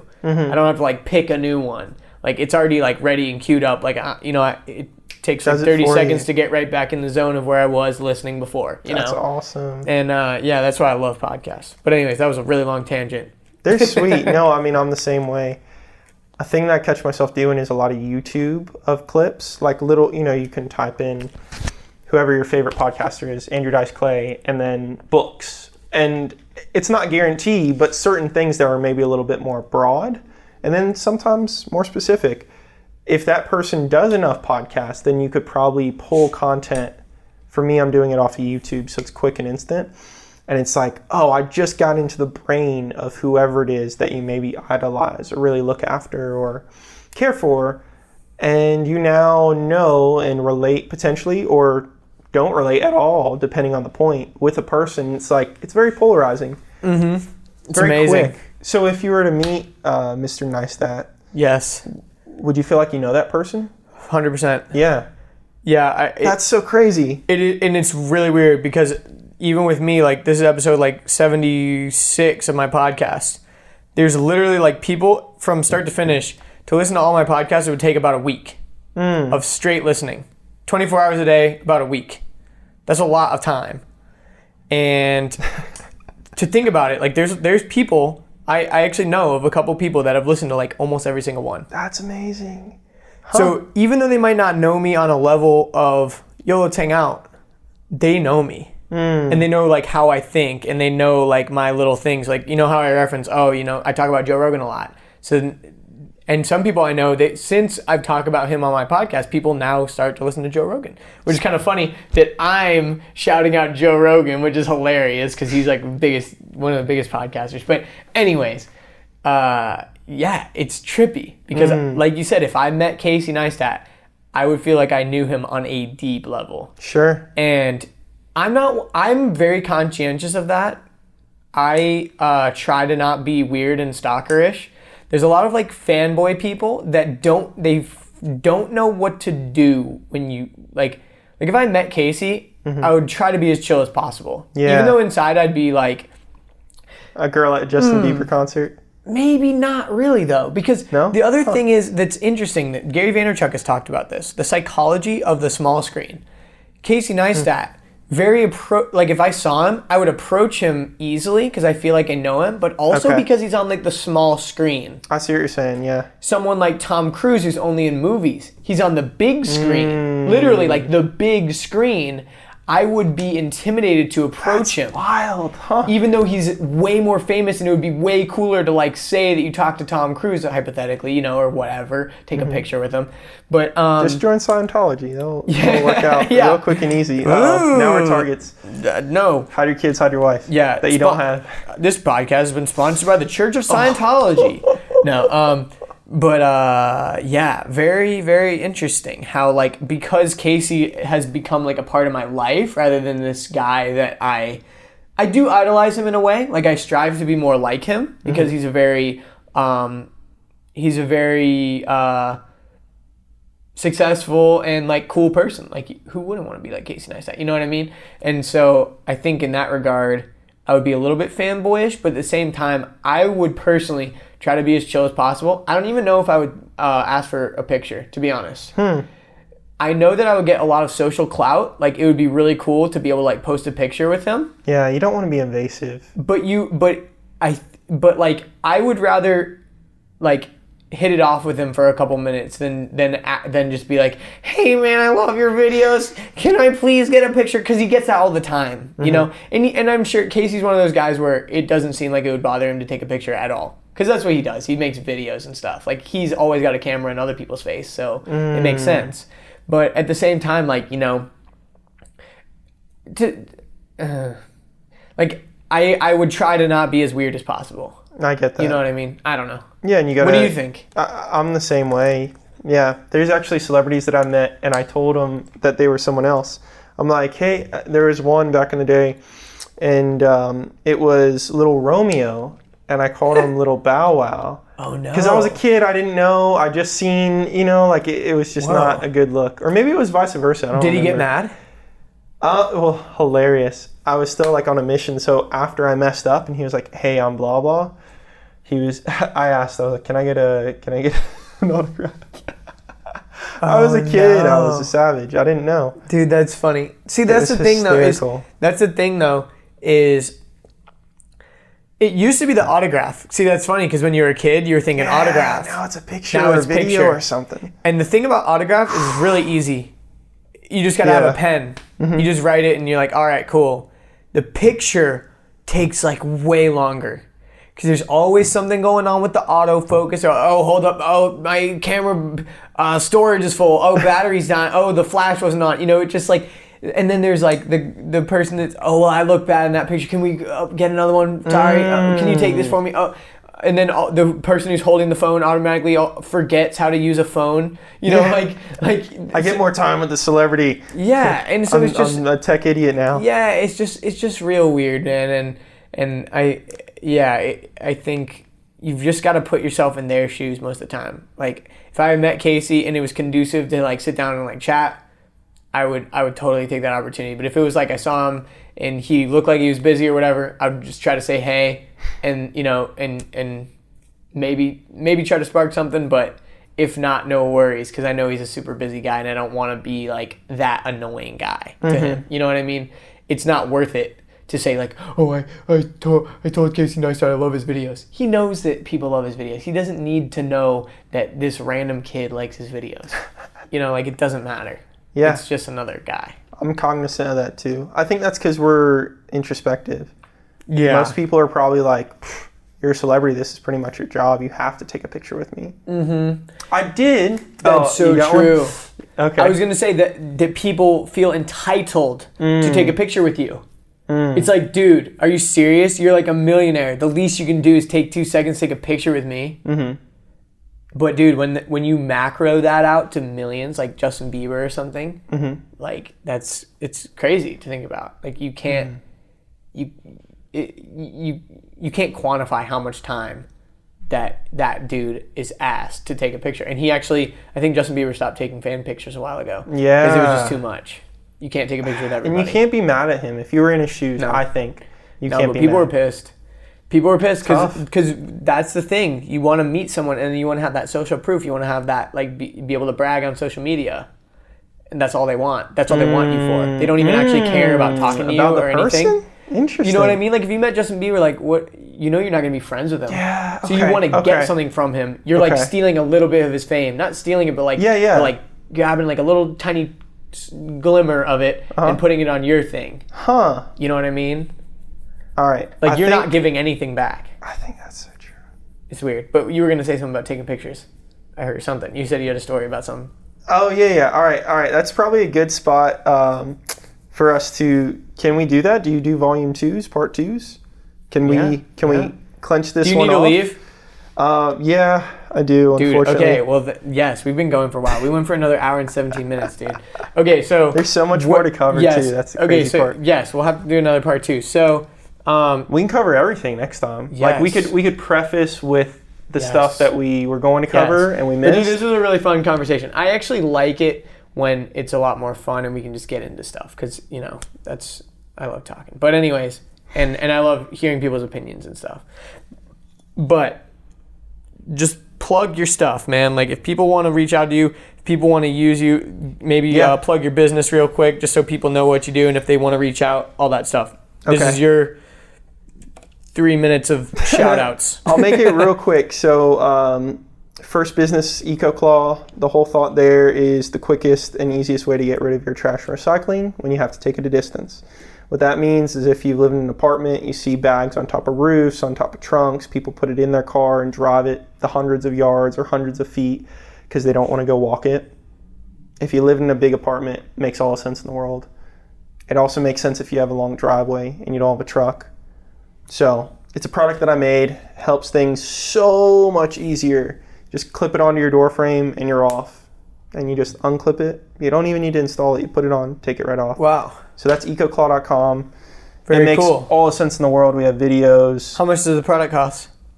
It right now is still in beta, and we're charging $11.99 for the current beta version. Nice. We have a new model that we're getting the CAD designs for to go manufacture. Dope. And we're trying to figure out the price point for that. But you can buy them currently, $11.99? Yes, you can. Nice. You could buy the version 1. Version 2 is the latest and greatest, so we've innovated. So that's EcoClaw.com. I'll make sure to link it up. Very nice. You could find it on Instagram and Facebook and the whole deal. So we are transferring from kind of stage 1 to stage 2 with that business. Dope. Second business is called Results Magnet. That's been something that I've been working on for a while now. Since Mr. Johnson's class back in the day, that we talked about doing web design. I'm Shout helping. out Mr. Johnson. Shout out Mr. J, somewhere up in North Georgia. Helping small businesses and medium-sized businesses with anything digital that's going to give them a reputable digital presence that's going to actually translate into results, meaning more money, more clients, more people to help. Nice. That's from digital marketing, social media marketing like Facebook, Instagram, LinkedIn, to Google AdWords, to doing videos, to doing photography, the whole deal. And the last business, this is why we gotta go deep onto this stuff later because they all have their different topics. I love it. It's called Intuitive Earnings, and I named it that because cryptocurrency and certain financial vehicles like real estate, such as multifamily, the whole deal, are so obvious to me because I've studied these things. They weren't obvious back in the day, but now they're obvious to me. That's called Intuitive Earnings, and the whole thought there is helping people figure out how I have deployed certain capitals into certain vehicles and how they can almost replicate that, whether it's cryptocurrency, real estate, the whole deal. But I'll leave that with you, and we can go deeper good, man. next time. Dude, sounds good. Well, this is my philosophy when it comes to podcasts, is a lot of people go in with the intention, like especially like let's say they have a new book or whatever and they're like trying to plug it. Crushing it, Gary Vaynerchuk. Right? They a lot of times go into it wrongly, I would say, and try to go with the hard sell at the beginning. Just like Gary says, you got to jab, jab, jab, right hook. The thing is you want people to fall in love with you and then hire you rather than fall in love with your product and then try to convince them that you're the right guy for the job. So it's like if someone was listening to this podcast and they're like, dude, I really like this Chaitin guy. He's really smart. He's got a lot of good ideas. He loves pub subs. So you know what? I'm gonna buy his EcoClaw. You know, that would be great. But that's a lot of thing with podcasts is you got to fall in love with the person. Then a lot of times, you know, if they like you, they want to support you, they want to do business with you. That's when it comes. So very nice. We'll get into that next time. But any last words? Where can people find you on social media? Is that a thing that you want people to do? Plugs. I'll make sure to link all your personal stuff. Results Magnet, Intuitive Earnings. Dope. That's what you got. There we go, man. Well, any other last things that we didn't cover? No, be good to each other, be happy. Very nice. That's it. Very nice. Yeah, I think that's pretty easy. Like, wrap it up with be good to each other and be happy. I think that's, be thankful maybe. There we go. Be grateful. I love it. That's what we got. Good stuff, man. Well, dude, thanks again for doing this, and we'll see you later, everybody. See you guys. Boom. There you have it, folks. Another juicy podcast in the books. This is a really fun episode. I love getting to know Chaitin a little bit better. Make sure you go follow him on social media and all of that fun stuff. Also, shout out to Pub Subs, Jimmy John's, Starbucks, Dunkin' Donuts for sponsoring this show. Just kidding. But actually, I do have a sponsor lined up who will be sponsoring the show very soon. And I'm super stoked about that. Hopefully, I'll be announcing that very, very soon. But all right, you made it to the end. You're in. You're hooked. You're a member of the ADP family. Well, that means that I have some suggestions for you. If you enjoyed this podcast, I have a strong feeling that you would also enjoy episode 6 with Parker Stiles. Chaitin and I both know Parker. He's the owner of Barrington Acquisitions. And that is a company that he runs with his wife where they purchase, renovate and sell or rent out single-family homes and other properties. He's got an amazing story of how he went from being an unemployed college graduate to now running a business with multiple employees that pays him while he sleeps, essentially. And on that episode, Parker gave us a ton of practical information on how he started his company and what it takes to run a successful business. That was one of the most popular episodes I've ever uploaded, and I know you will all enjoy it. Again, that was episode 6 called Making Money While You Sleep. And also episode 52 with Maxwell Bowling. I feel like that episode had a lot of similarities to the one you just listened to with Chaitin, so you should definitely go check it out. Max is the owner of Maximum Training Systems. He's honestly just like a really smart and thoughtful dude. He's a college dropout like me. He was tired of following the system, and now he's running his own gym, training clients to be physically stronger and mentally tough, and I felt like that podcast could have gone on for a really long time. We were just like in the zone, and I think you guys will really enjoy that, especially if you like the one you just listened to. Again, that was episode 52 with Maxwell Bowling. Coming up next, we've got episode 77 with the amazing Avery Ford. And Avery helps entrepreneurs and coaches build thriving businesses without sacrificing their sanity or their morals. And he's built he did build a commercial cleaning company at the age of 22. Then he sold that. Then he worked in the film and television industry alongside big names like Oprah Winfrey and Viola Davis. And now he is currently mentoring coaches and entrepreneurs all around the world. He's going to be traveling, I believe, to Bali pretty soon to just go work there for a couple months. So he's really definitely a digital entrepreneur and a digital nomad. And he also shared his story of dealing with strabismus, which is a condition that caused him to have a wandering and blind left eye. And he's an amazingly smart guy. He shared a lot of wisdom with me on that episode. You definitely don't want to miss it. And I'm super glad that I was able to get a chance to sit down with him in person because he is all over the place. He lives in Kansas City currently, and like I said, he's traveling all over. So you'll definitely really enjoy that episode. But that's all I got. If you want to support the show, please go to iTunes and rate it 5 stars. That really, really, really helps me out. iTunes is the number one place to discover new podcasts. So having a high rating in there is very, very helpful. Also, if you want to follow me, you can go to my website, andrewdeitch.com. That's Andrew, DEITSCH.com. And you can find all the links to my social media accounts. Also, I have started an email list where you can subscribe to get a notification every time I upload a new episode to you, straight to your inbox. So if you're interested in that, it's just right on the front page of the podcast site on my website, the podcast page, andrewdeitch.com/podcast.